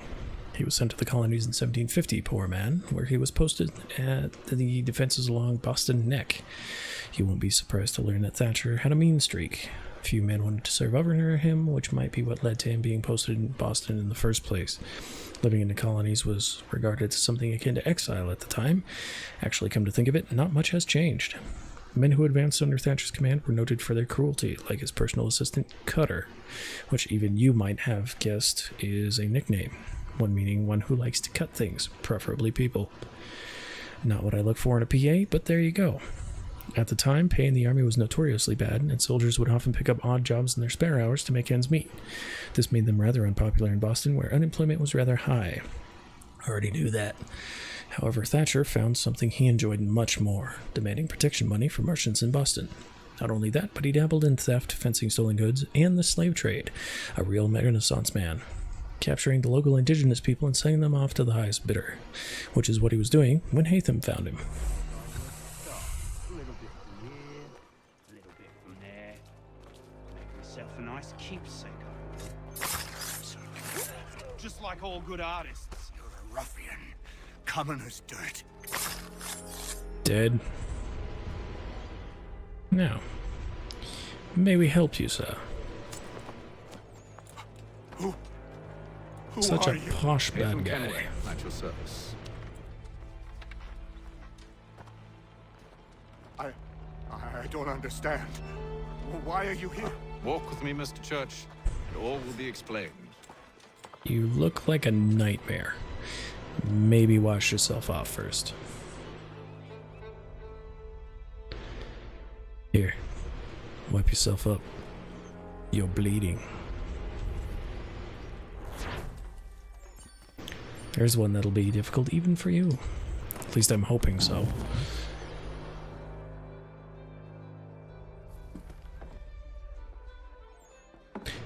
Damn it! I was hoping that was far enough back, but when was the last time you watched that movie? Johnson's told me what you intend. As it happens, the man who held me is the same one that you seek. His name is Silas Thatcher. That fancy lad is our slaver. Fancy Don't let his lad. velvet tongue deceive you. A crueler and more vicious creature I've never known. What can you tell me of his operation? Ah, that would make sense. He hosts at least 100 men, more than half of whom are redcoats. All this for some Wipe yourself slaves? off, mate. You did. Hardly. The man's a commander in the King's troop, in charge of the Southgate Fort. We need to find a way inside. Let me think on it. In the meantime, I'll attend to our final recruit. John Pitcairn's our man. I'll take you to him. Oh, you know, he ain't gonna be in Rush Hour 3. He mashed that car. Chinese bamboo, very strong, won't break.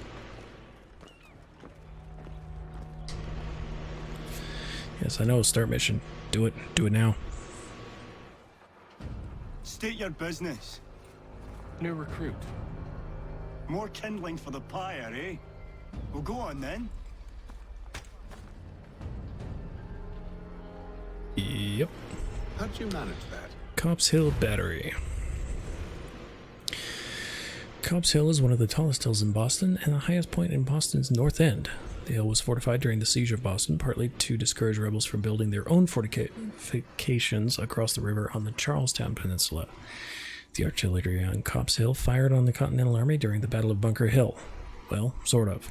It was actually a bit more distraction than destruction, at least at the Breeds Hill fortifications. The artillery fire on the town of Charleston was more effective. The resulting fires forced out the Continental Army snipers and leveled the town. You forget, sir.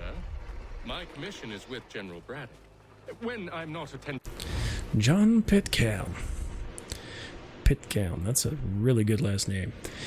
In 1754, John Pitcairn was a young captain in the British Marine Corps. He fought in the French and Indian War, but I can't find much about his postings. He's listed as being in the HMS Lancaster during the capture of Louisbourg, that's in Canada. No record of him being on the American side of the colonies, but it seems he did some covert work as well, which would explain the lack of details. Pitcairn was promoted to major in 1771, and he gained a reputation for being well liked by his subordinates and praised by his enemies. That's a difficult trick to pull off. Maybe he had a lovely smile. You, of course. I know, you have dual loyalties. Just freaking lead me there. You stinky son bitch.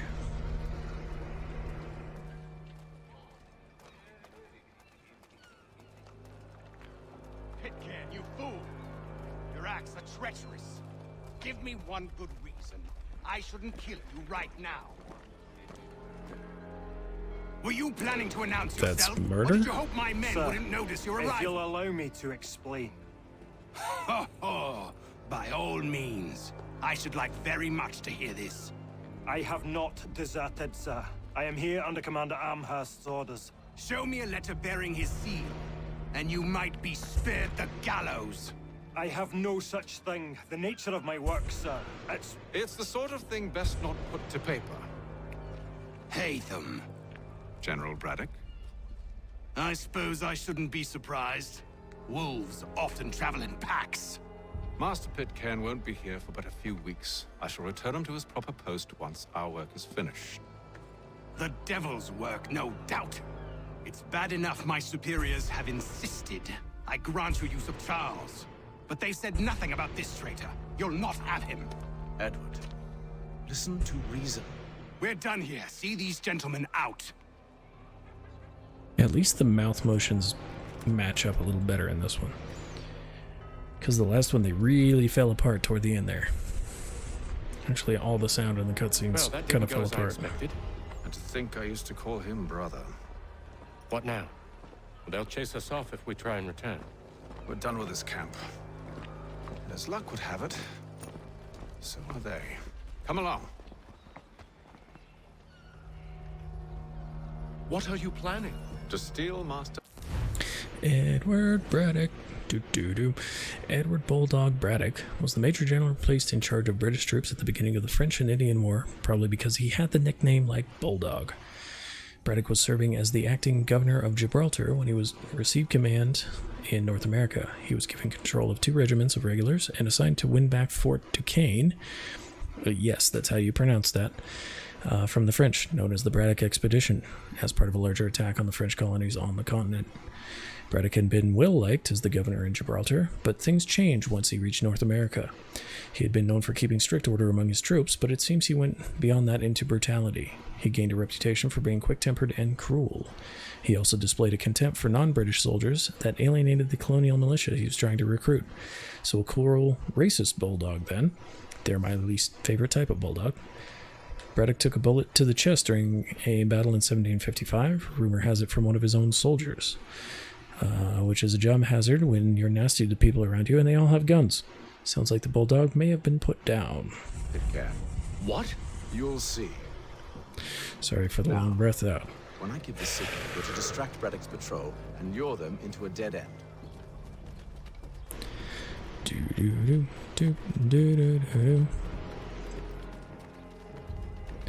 Tailing.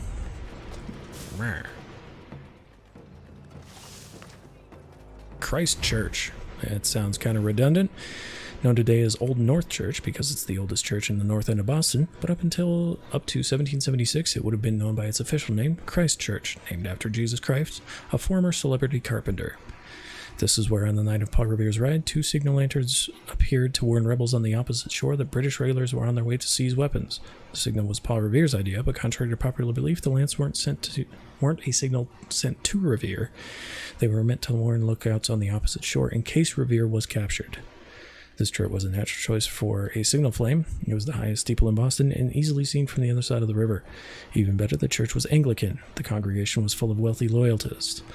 Who would expect the church sexton, Robert Newen, friend of Revere's, of sneaking into the church at night to send secret messages? Well, the British would actually. They captured Newman a few days later and questioned him. He put on a terrific show and managed to convince them he was innocent, and then fled town, which didn't really back up the whole innocent thing very well at all.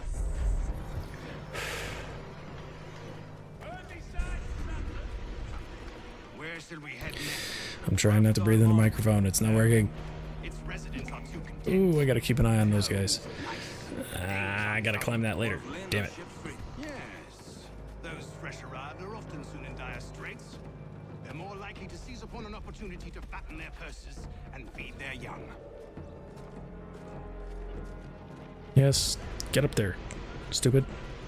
There, up, blah. Dick. Oh, you suck. There, you saw him for a second. Like how he's hiding. This particular tale is not exactly hard. You just follow them through the streets.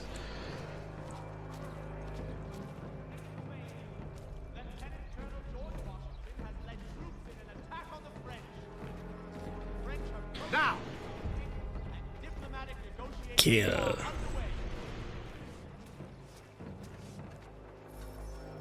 Or distract, rather.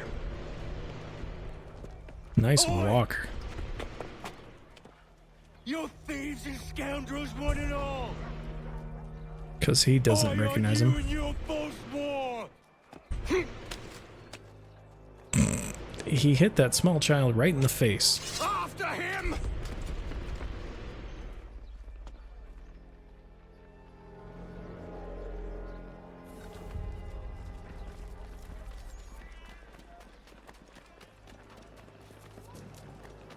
There's a dead pig for no reason.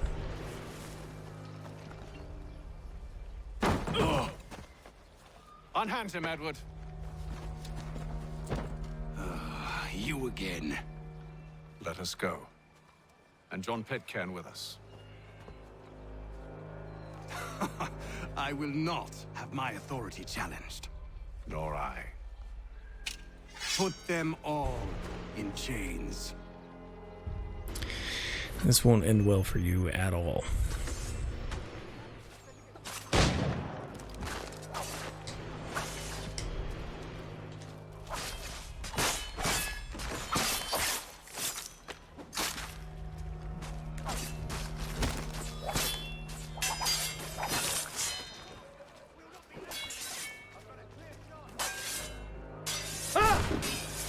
Damn it. Snitch got away.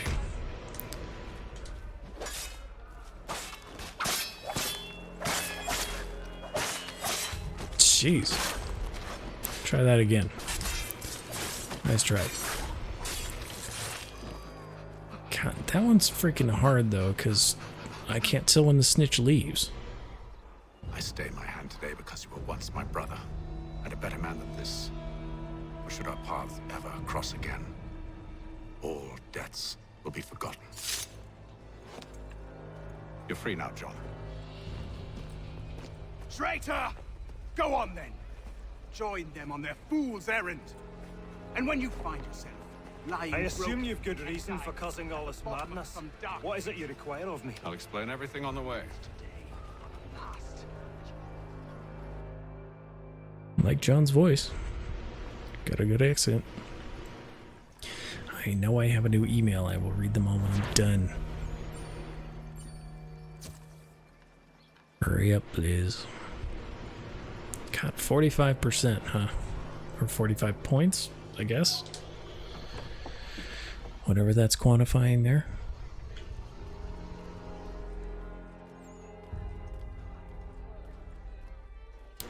Gents. I keep wanting to hit L2 and talk to people. Thank you, Red Dead. If I may, I was curious about your past with Braddock. You two clearly have a history. Edward was one of us upon a time. I considered him a close friend. He was brave and bold in ways few men are.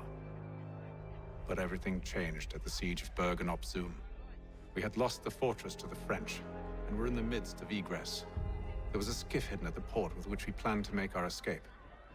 As we drew near, a young man and his family came upon us, begging for safe passage. I consented, but Edward refused. The young man called him Craven then. So Edward killed him and all the rest. Even the children. What a dick! To this day, I don't know why. Was this the first time he'd struck out? Or had I simply never seen it before? Either way, things were never the same after that. Like how he's listening to me but still conversing with everyone else. With his hands. Than the last. He killed. Enemy or ally. Civilian or soldier. Guilty or innocent. It mattered not. If he perceived one to be an obstacle, they died. He maintained that violence was a more efficient solution. It became his mantra. And it broke my heart. I had no idea. He's an asshole. He hides it well, and intimidates into silence any who discover him. Those who persist have a tendency to find... There we go. Misfortune. We should stop him. I suppose you're right. But I maintain a foolish hope that he might yet be saved and brought back round to reason. I know. It's a silly thing to believe that one so drenched in death might suddenly change. I'm sorry to have brought this up. It was not my intent to sour you. Nonsense. We are brothers now. There should be no secrets between us. Which is my way of saying, tell me your secrets, boy. I'll let you know as soon as I have something. So, a question for you. Why medicine? 'Cause money. I'm supposed to tell you I care for my fellow man, right? I'm not kidding. But I chose this path because it allows me to accomplish a greater. Are these things not true? Perhaps, but that's not what guided me, no. For me, it was a less abstract thing. I like money. There are other paths to fortune. Yeah. What better ware to peddle than life? Nothing else is as precious nor so desperately craved. And no price is too great for the man or woman who fears an abrupt and permanent end. He sounds like somebody from Your words are Destiny. cruel, Benjamin. Research team, go. But true as well. You took an oath to help people. God, who Did does you he not? remind me of? I abide the oath, which makes no mention of price. I merely require compensation. Fair compensation. For my services. And if they lack the required funds?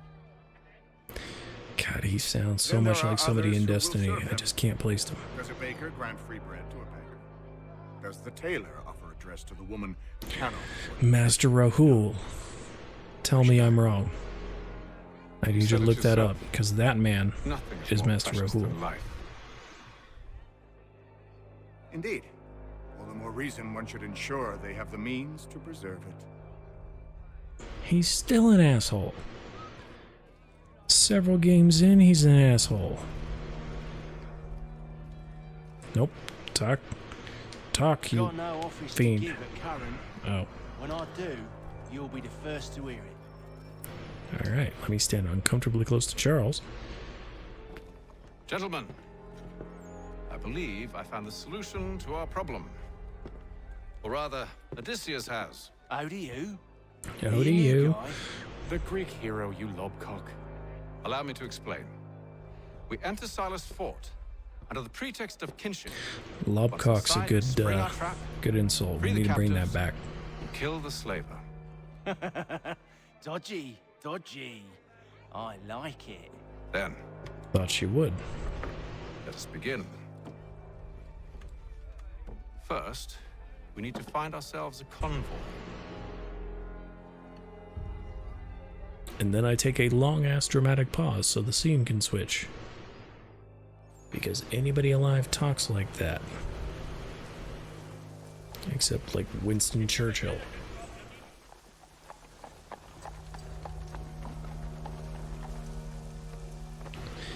Hey there, research team.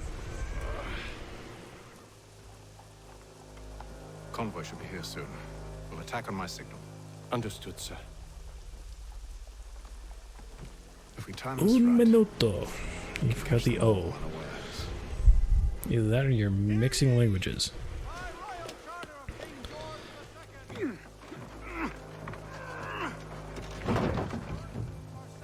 How on earth would that happen naturally in this time and place? Seriously.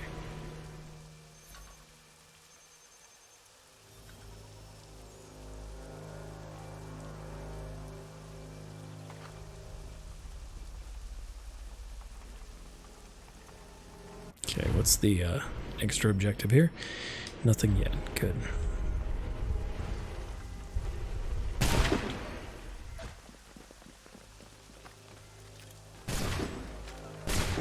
Ow!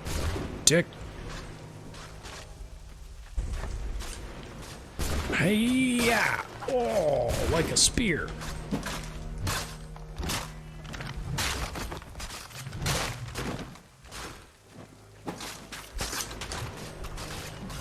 Stab. Dead. Yeah, you won't be firing again, pal.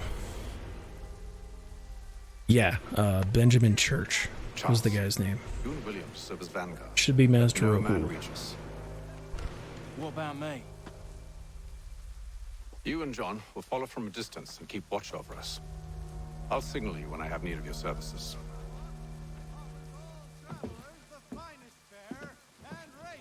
We're here to help you, along with those held inside Southgate Fort. Free me. Not until we're inside the gate. I can't chance an inspection of the gate going wrong. I'll see you safe. You have my word. Yeah.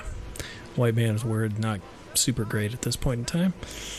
Not super great ever if you read the history books. Silas operation. French and Indian War. This should be a long-ass read. This is one of the many wars in the long-standing British versus French rivalry. Well, you might call it a rivalry. I'd call it a battle of wits with an unarmed country.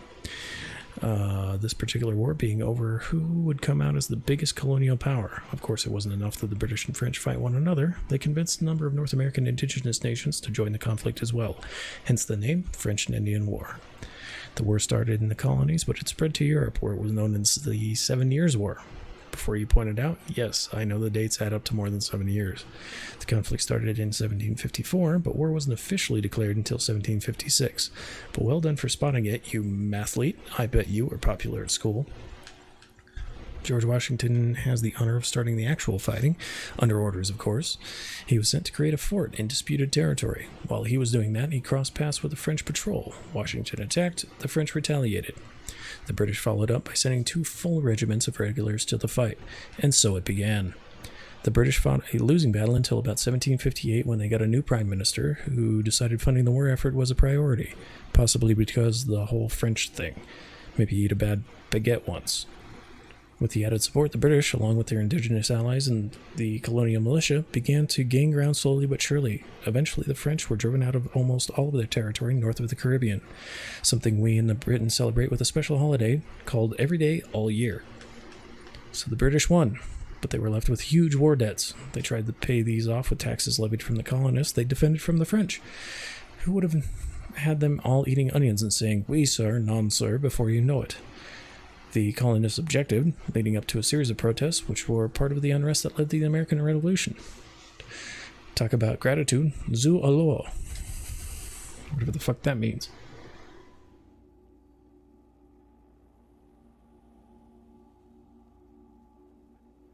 Really? Okay, I can see it now. Especially Castlevania. He was indeed Dracula. And we might expect the nature of their defenses. Who the hell plays Master Raoul then? Because it's freaking close. You must be rather important to him if you were. And Ye Dwalin. Sir, we've enemies ahead. Shall I engage them? No. Let Jonathan and Thomas take care of it. As you wish.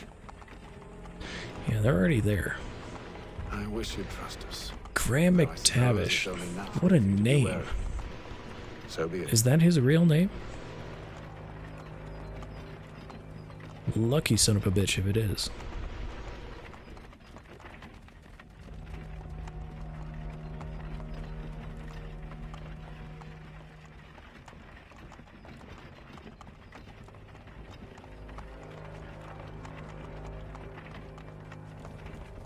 Halt!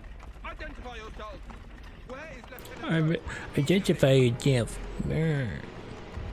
And dead.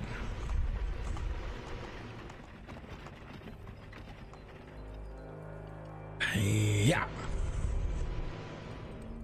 Engage the enemy. Oh, he shoved the gun through that guy. Like muzzle and everything.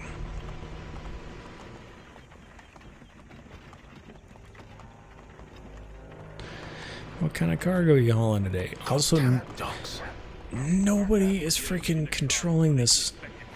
Let no man reach us. Get him. Thank you. Nobody is controlling this cart. There are no reins to these horses. Like, at all. Even the older games had that. The fuck? Kill. Of course. Only say the word and I'll cut them down. That was close.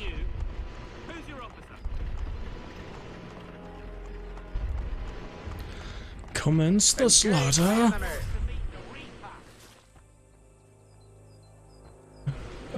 There's a guy. Kill. Thank you. All clear. Interesting. Okay. In video games, they sound a lot alike, but in The Mummy, that guy had a much thicker accent, though I'm sure that was on purpose. Straighten up this musha. That's the guy. Also, I love the story. This is completely unrelated, but set in the same country, I guess. The story of John Rhys Davies becoming Sala in the State your business. Delivering. God damn it. Indiana Jones movies. Go on then. It's like, we need you to be a short, thin Egyptian man. He looks down at himself. Are you suggesting surgery? Because for those of you who don't know, John Rhys Davies is over 6 feet tall and a rather rotund Englishman. And yet he played freaking Egyptian dude in those movies. She won't. What's the plan? Free the captives and avoid detection. What of Silas? He dies. Haha, drink. I know when you're ready to strike. Quick, hit the button. Boston neck. In the 18th century, the only land route into Boston was across a narrow strip of land called Boston Neck. One often talks about the heart of Africa, of course, or the bosom of Europe. How wonderful that Boston gets a neck. Fortifications were built across the neck to protect the city from a land attack, I suppose a bit like a heavy necklace or a handsome neck brace. When the siege of Boston began in 1775, Governor Gage ordered that the fortifications be expanded and strengthened. They became known as Gage's Lines. Starting in the 19th century, land was added to Boston Neck, widening it to make room for the city to grow, and presumably to ease traffic on and off the island since Boston is no longer in danger of attack from the countryside. At this point, anyway. What was this special shit? I missed it. Find and kill the general. Okay. Stealth assassinations from a corner spot. 3 of them. Easy enough.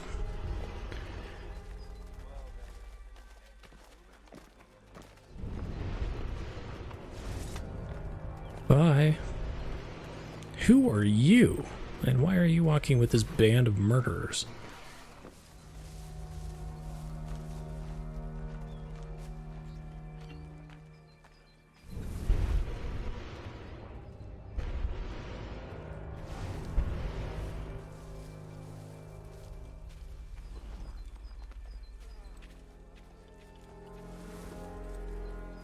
You see nothing. Go away.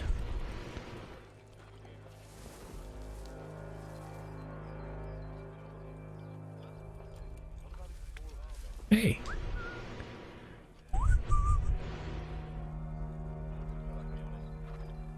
Get over here, dick. Oh, shit.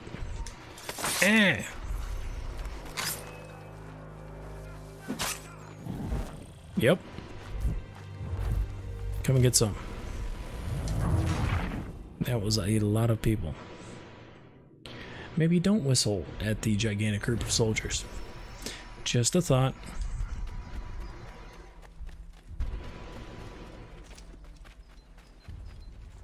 Let's go around this way.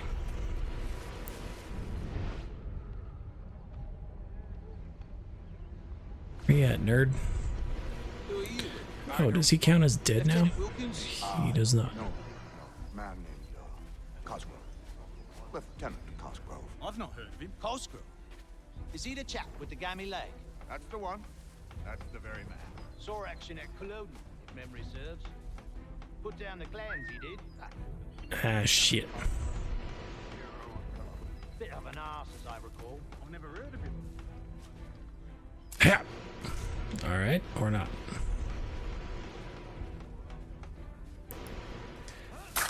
Shit. Didn't mean to do that.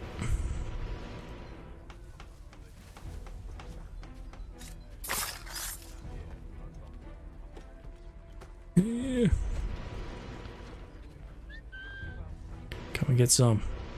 Oh, maybe not. Don't get some. In the thing.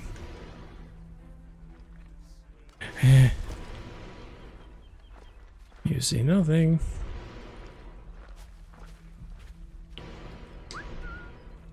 Ah, god damn it. They all turn around. Leave me the fuck alone. No, no, no. Go away. I just need to corner assassinate one of you pricks. Nope. Nope. No. Go away. Go away.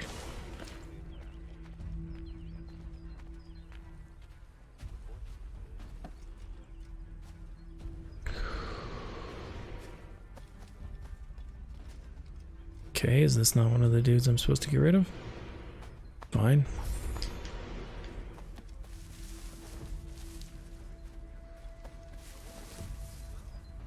You see nothing.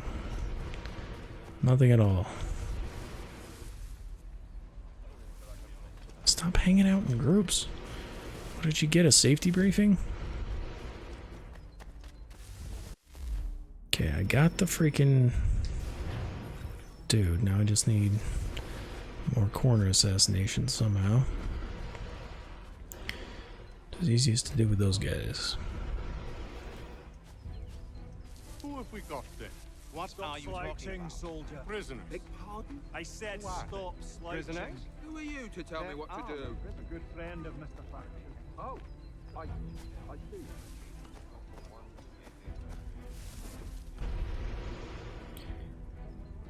He's the guy I'm gonna have to get from around a corner. And he is off completely on his own.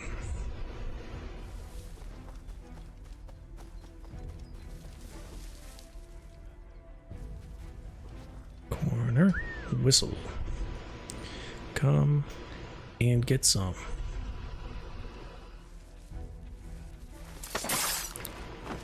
There's one. Loot.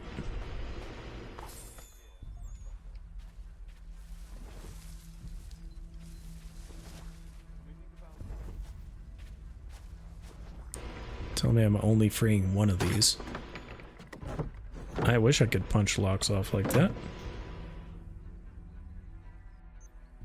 But my wrist would freaking shatter.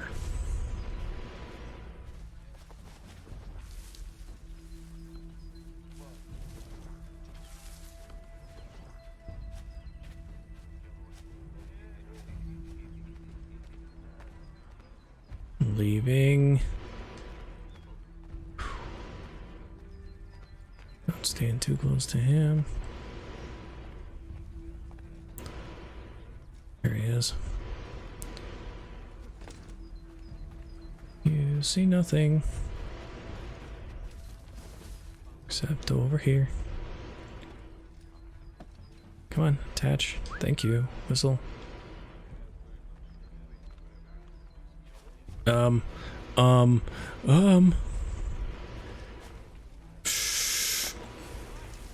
You see nothing? Okay, walk back this way. Eh.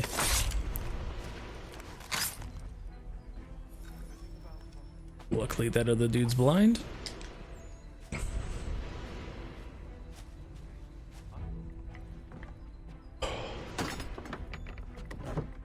It would be super helpful to get a corner assassination before I take the guy on the ship, because that one's a bit of a dick. Ooh, look, there he is.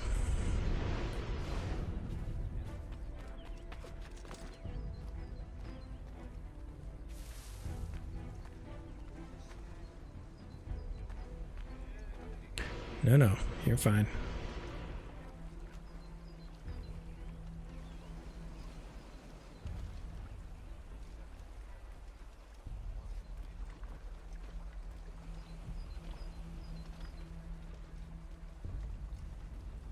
Man, this one's a bit of a risk, but we're gonna wait right here. And hope nobody on the ship sees me. Got him. Now what I meant to do. Man, you got about a half-second wait period on that shit.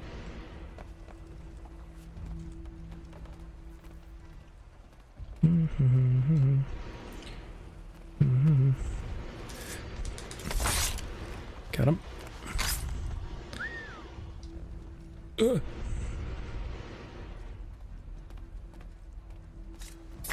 Stop whistling at people.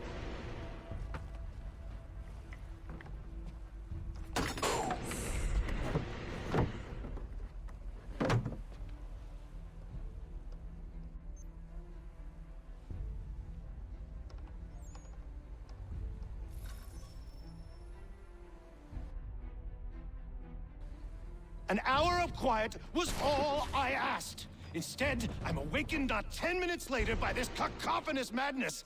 I expect an explanation, and it had best be good.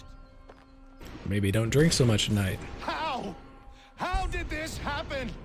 My precious merchandise set free? It's unacceptable!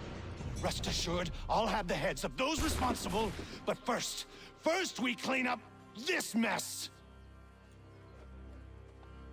Alright, the special objective for this is to use body shields. Seal the fort, And there's one kill any who particular try to spot escape. that's a bit of a I don't bitch. care if they be one of us or Because one you of can't see them firing at you. To approach the gate is to be made a corpse. Am I understood? Yes, we get it. Freaking move on. Stop being so fucking dramatic. Push them back.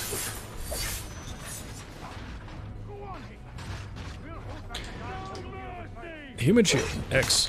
Got it.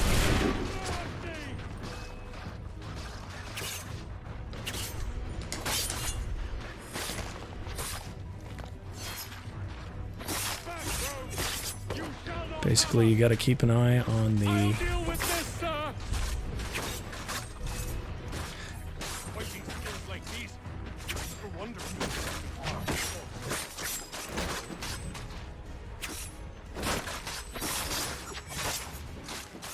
This game was also the advent of the rotatable knife, so you could use them like a dagger.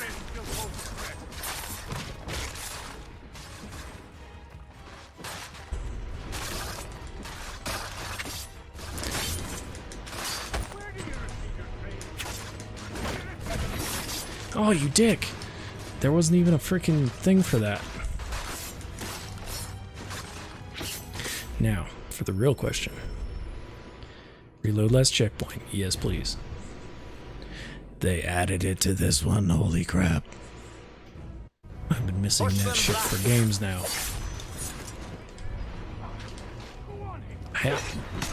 Water shield. Leaving. Bye. Did you receive any training?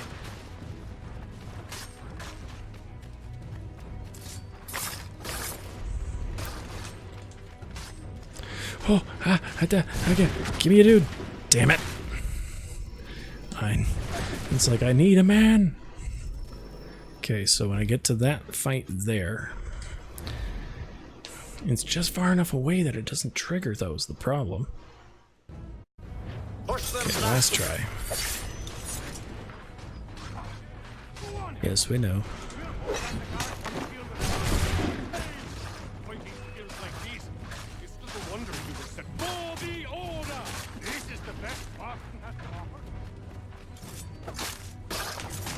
Ah, I got.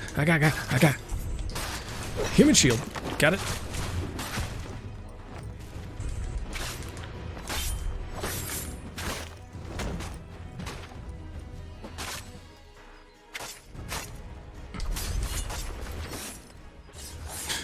Human shield.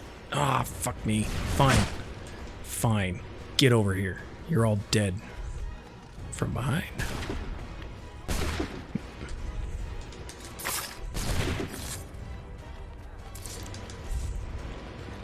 Yeah. I got. Get off those stairs.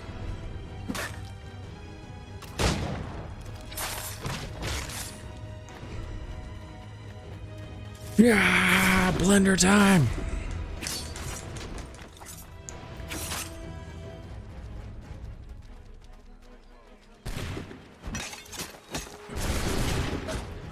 Yep.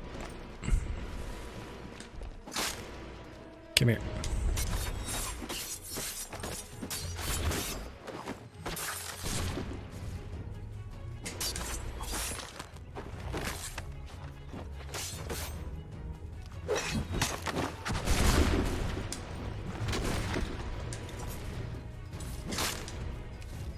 Try it again. I fucking dare you.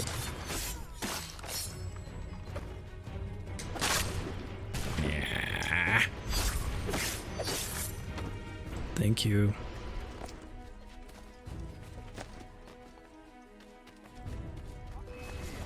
Stop the interloper! He's the one responsible! Glad to have you. No. I could use some help. The Order stands united. Kill the intruders! All of them! Blender.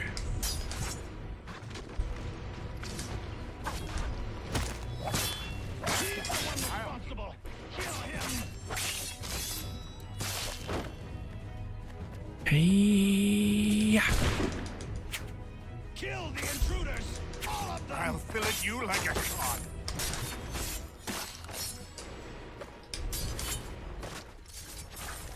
He's the... Yup.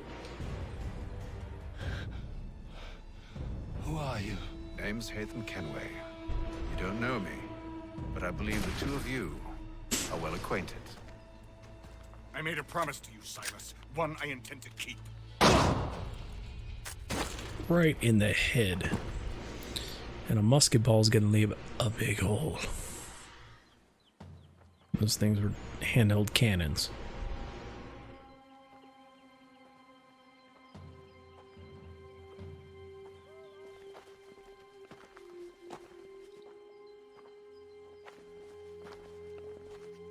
Not allowed to be happy. Brooding protagonist. I'm Batman. What happens now? We wait. But not for very long, I suspect.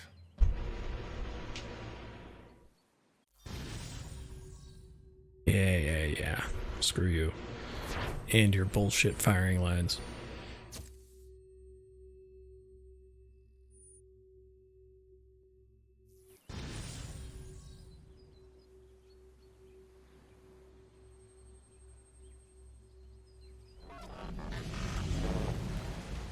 It's winter now.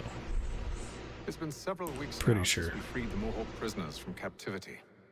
Maybe don't call I had them hoped Mohawks. their leader might make contact, but there's been only silence. My men grow restless. They want to know what comes next, and I do not have an answer. And your Lee coat alone is remains stuck into your active, shorts. pursuing leads, however slight. He stalks the city streets and scouts the bordering woods, hopeful that he might make contact with one of those we saved. There was a woman there that night. It was she who helped the others to safety. If we can find her, I believe I'll have my answers. So, I watch and wait, hopeful that my true mission might finally begin. Yeah, me and you both, pal. Get to the main game, please. Because that's when the fun really starts. Though, as openings go, this isn't terrible. 1755. We're 11 years before we declared independence. Yeah, dragon doesn't look very green.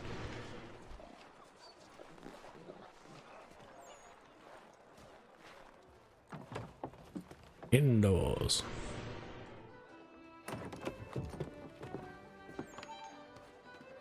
It is hot as shit in this room. Hello, Charles. Any luck finding on this tree? Word is she's been stirring up trouble just outside the city in a town called Lexington. Well, then that's where we begin our search. I'll meet you there.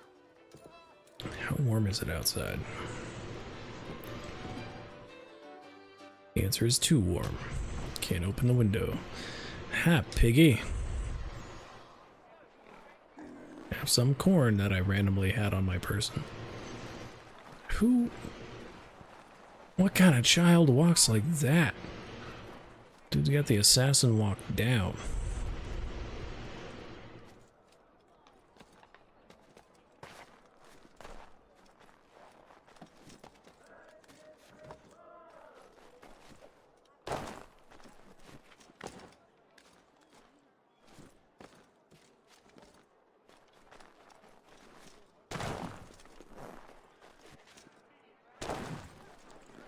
There we go.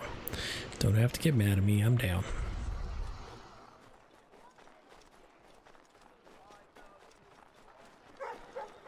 And there's a train in town.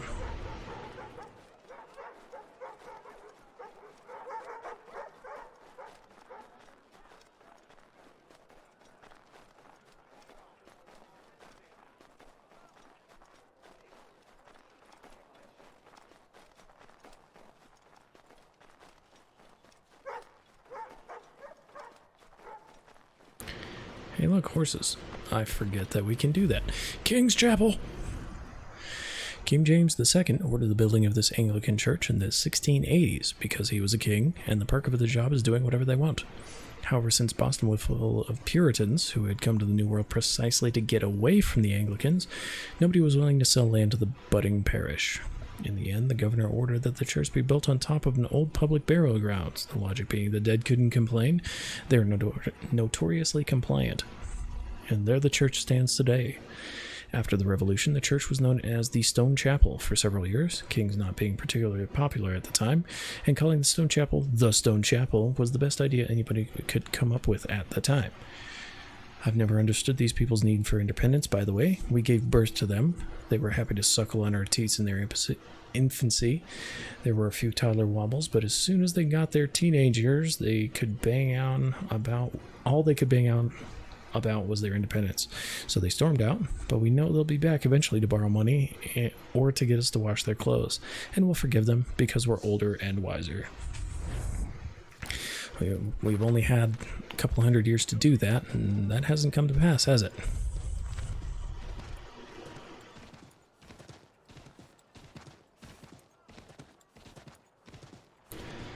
God, there's gigantic groups of soldiers. Blah, blah. Soldiers. There's soldiers here. Having issues with the speaking box.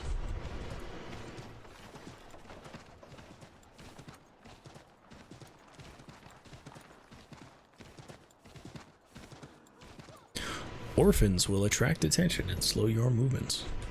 Don't know why it opens freaking Desmond. Viewpoint. Dismount. Yeah, the textures on this church.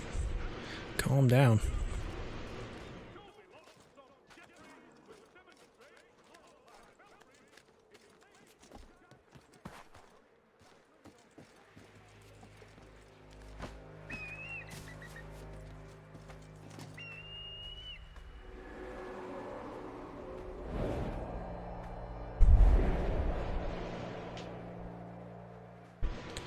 It is possible to uncover the map completely without using any viewpoints. It is, however, very time consuming. Hey! Dick horse.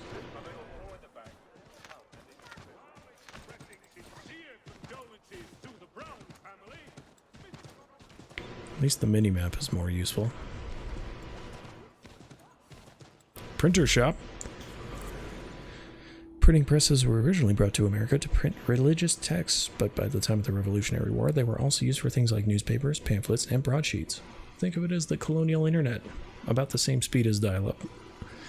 Unlike word of mouth, newspaper articles could spread news of events from colony to colony quickly and without any loss of information. But that doesn't mean it wasn't unbiased, far from it. Presses were commonly used to print propaganda. Every newspaper had its slant. Thank goodness that doesn't happen nowadays. Heh. Anyway, part of what made the Boston Massacre such a turning point were reprints of Paul Revere's Woodcut. It showed organized British soldiers in full formation firing point blank at an innocent crowd. A shocking image which enraged people and fueled their hatred of the British. Completely made up, of course, but what did that matter? The public is there to be manipulated.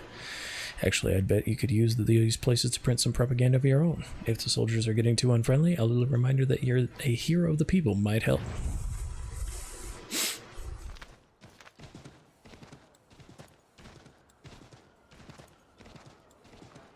Ah, excuse me. Turn into my freaking horse. Douche. That looks like a hell of a backpack. Ooh. Viewpoint. Excuse me. Dismount. Cat. Meow.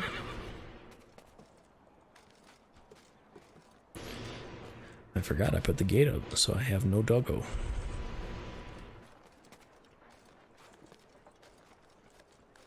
This looks eerily similar to the last church we climbed. Both of them unnamed, I might add. Synchronize.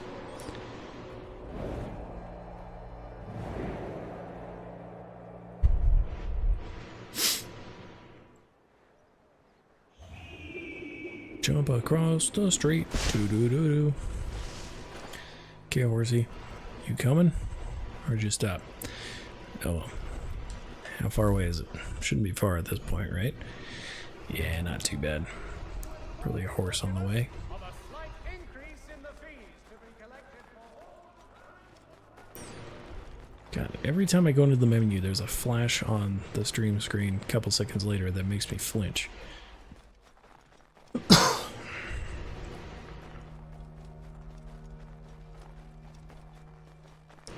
Horse.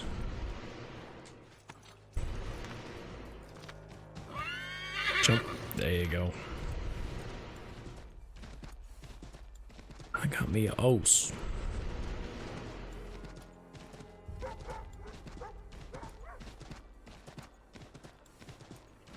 Alright, they just freaked out over nothing. We shall go around them. Hey, we're in the neck. Excuse me.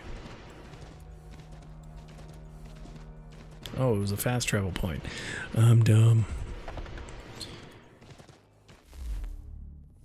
I'm pretty sure, and I don't know if it was this way originally, and I did preview play this a little bit up until like an hour or two after we take control over Connor.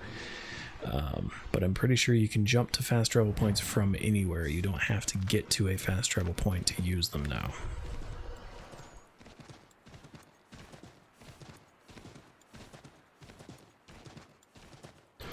On, tab, on. I would do the hand motion, but I don't have it.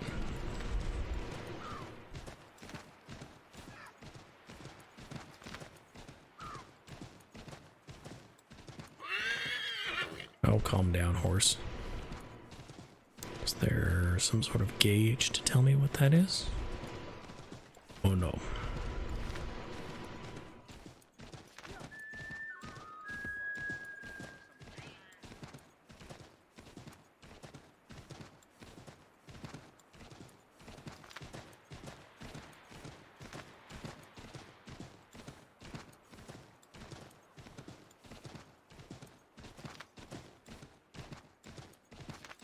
Straight ahead.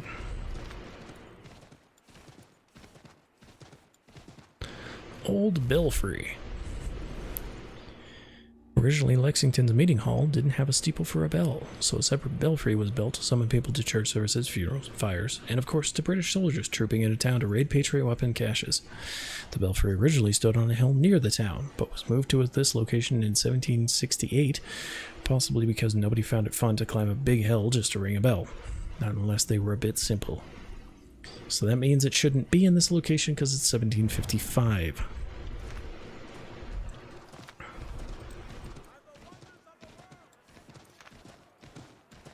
But, you know, the animus isn't perfect, and they have to... Oh, jeez. They have to play to the main part of the game, I suppose. Wear a heavier coat, dipshit. She's made camp not too far from here. Excellent. Well, the sooner we're done, the sooner we can get out of this cold. Wear a heavier coat. I am afraid I have some bad news, sir. Oh? Braddock is insisting I return to service under him. I've tried to beg off, to no avail. No doubt he's still angry about losing Pitcairn. To say nothing of the shaming we gave him. Do as he asks. In the meantime, I'll work on having you released. I'm sorry for the trouble. Not your fault. Yeah, Braddock's a dick. You didn't make him a dick. He made him a dick.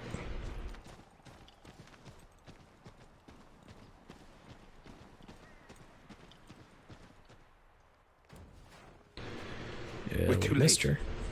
Fire's only just been snuffed. Snow recently disturbed. She's close.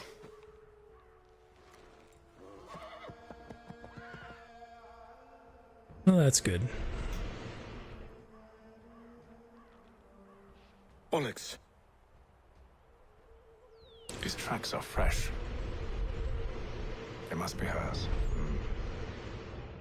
Seems she took to higher ground. Out of the snow and into the trees.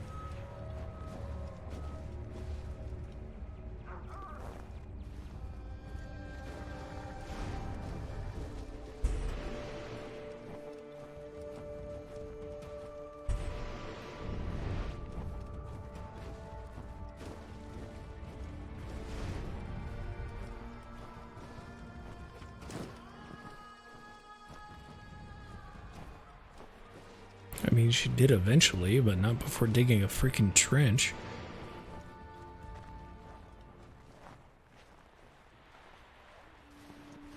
Hey, I found her.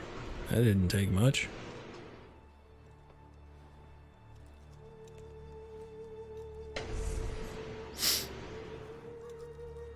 Wait here.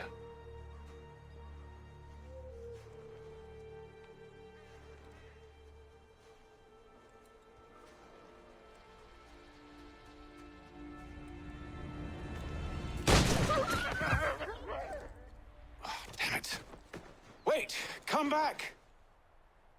We only saved you. You return to Braddock, Charles, before he grows suspicious. I can handle things from here. But sir! But nothing. Go! Stop running! You I only fucked wish to up. talk. Get out of here. I am not your enemy.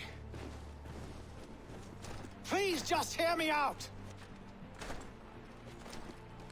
God's woman, There we go. only let me speak. That's helpful. And then camp. And unfortunately, shooting wolves, which is one of my least favorite things to do in video games, because they have done nothing wrong. We're the ones who fucked up at that point.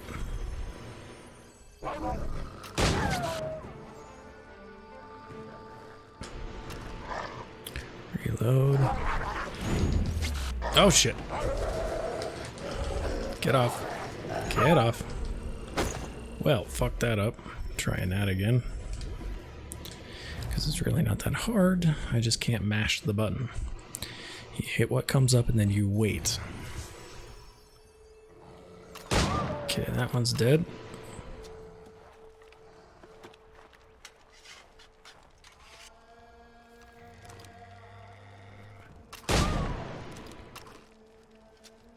God, I hate killing wolves in games. Really do.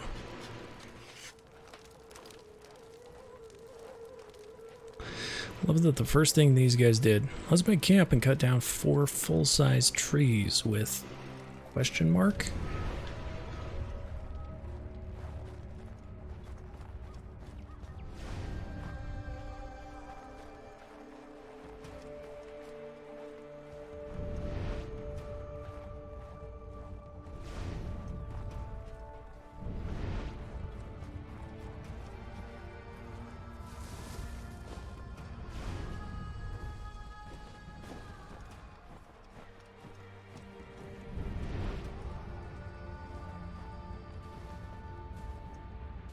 There's a freaking dead bunny here.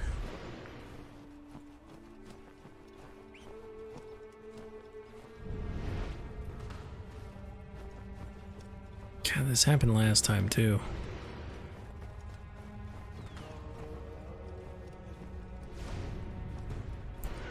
There it is.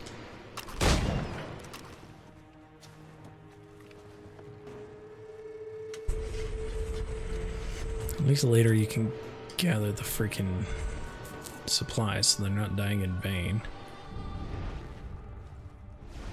Okay, I got the clue. Freaking... sort of? Clue. Ass. Hi. You try my patience, woman!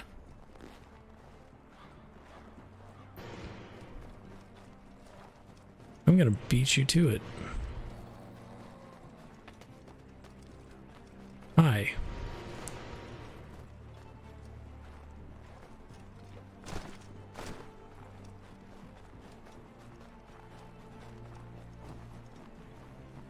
Hello. Found you. Are you touched in the head? Me? Sort of. Haytham. I come in peace. Why are you speaking so slow? Sorry. Because I'm a dumbass. What do you want? Well, your name, for one. I'm Gadzit Zio. Pleased to meet you. God's day. Just call me Zio. Dio. Zio. T-Z-I-O. Dio. Zio. Now tell me why it is you're here.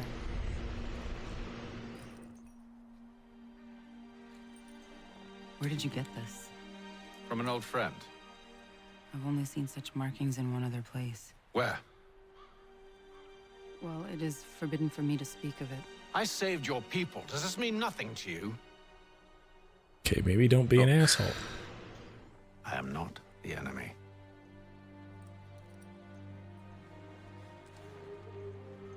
Close to here, there is a hill.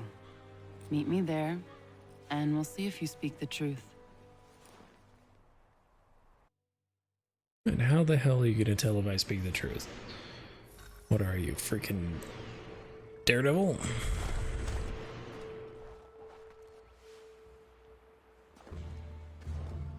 And it's nighttime. That town hosts soldiers who seek to drive my people from these lands. They're led by a man known as the Bulldog. Edward Braddock. You know him? He is no friend of mine. Every day, more of my people are lost to men like him. Then I suggest we put a stop to it. Together. What do you propose? That we kill Edward Braddock. But first, we have to find him.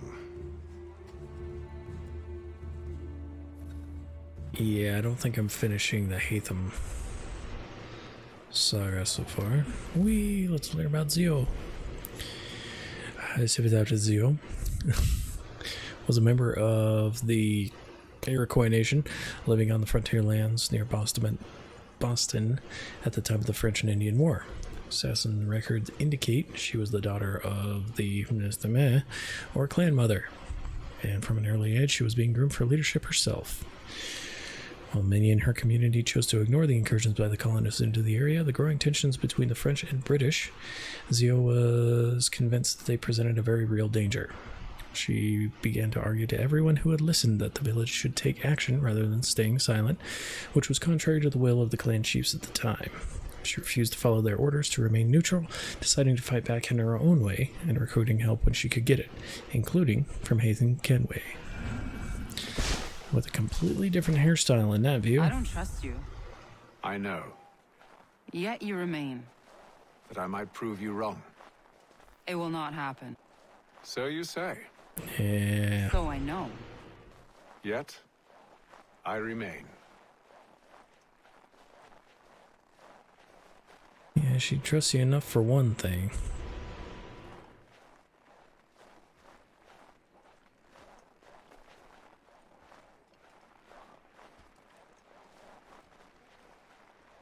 Trading posts. Trading posts were essentially general stores set up in the North American frontier. The clientele, mainly explorers and members of local indigenous nations, would barter for various goods such as guns, axes, pots, and pans.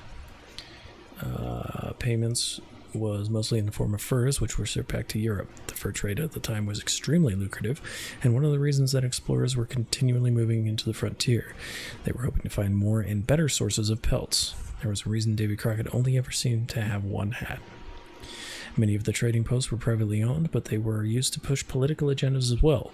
For example, after the Revolutionary War ended, the British government used their trading posts to encourage the indigenous peoples not to sign treaties with the United States.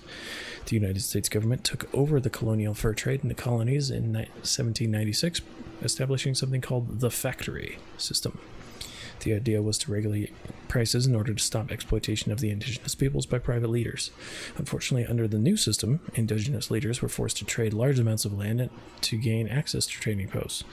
Private exploitation had become government exploitation. Luckily, that's the only time in history that's ever happened. Since that obviously wasn't any better, the factory system was abolished in 1822.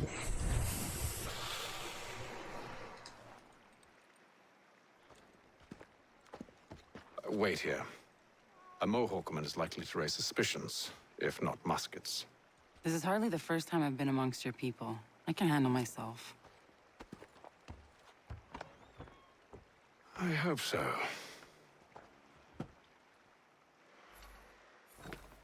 Can't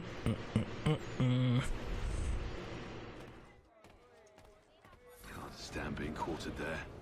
The endless crashing of the waves, the sting of the salt in my eyes, and the goddamn gulls shrieking and shitting everywhere. You're sure that's where we're going? Aye. The Bulldog's putting together another expedition. That's what they're calling them now. expeditions. Well, you know, naming's everything. Slap a fancy name on something and all evil is excused.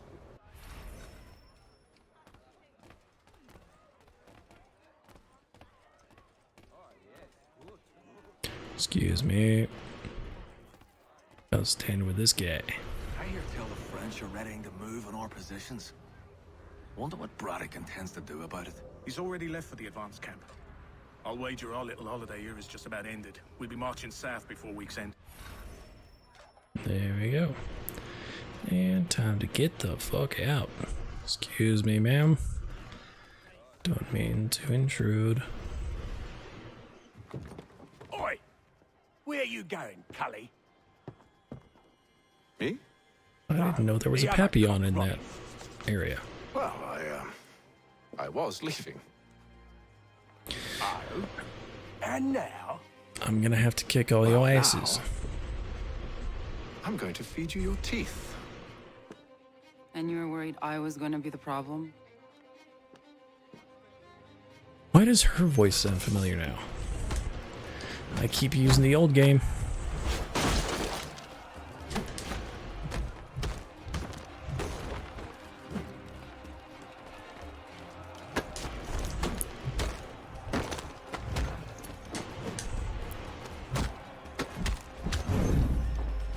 Okay.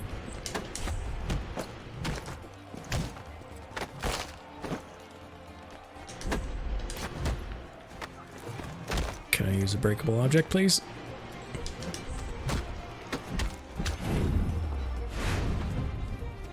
See, you have no control over that, really. I was all over that damn table, and it wouldn't use it. Oh, that's nothing. She's gonna beat me in the face. Oh, never mind. Stop the bleeding. No. That shit would make it worse. Unless it's like black tea or something. Thank you. God, they fixed everything but the eyes. The eyes are still creepy. Creepy, creepy eyes. Okay. Now, is this a good spot? Because this next chunk takes a while. Yes, it is a good spot, because we have a ways to travel to get to the next marker. Okay. So, that being said, I'm going to be done here for today. Might be back during the week, but with the holiday coming up, probably not. Next stream is probably going to be Sunday, and then I will also be playing something on Monday. I do have Monday off, so we'll see what I'm playing then. Probably more of this. Hope everybody has a good week, and a happy 4th of July. We'll see you next time.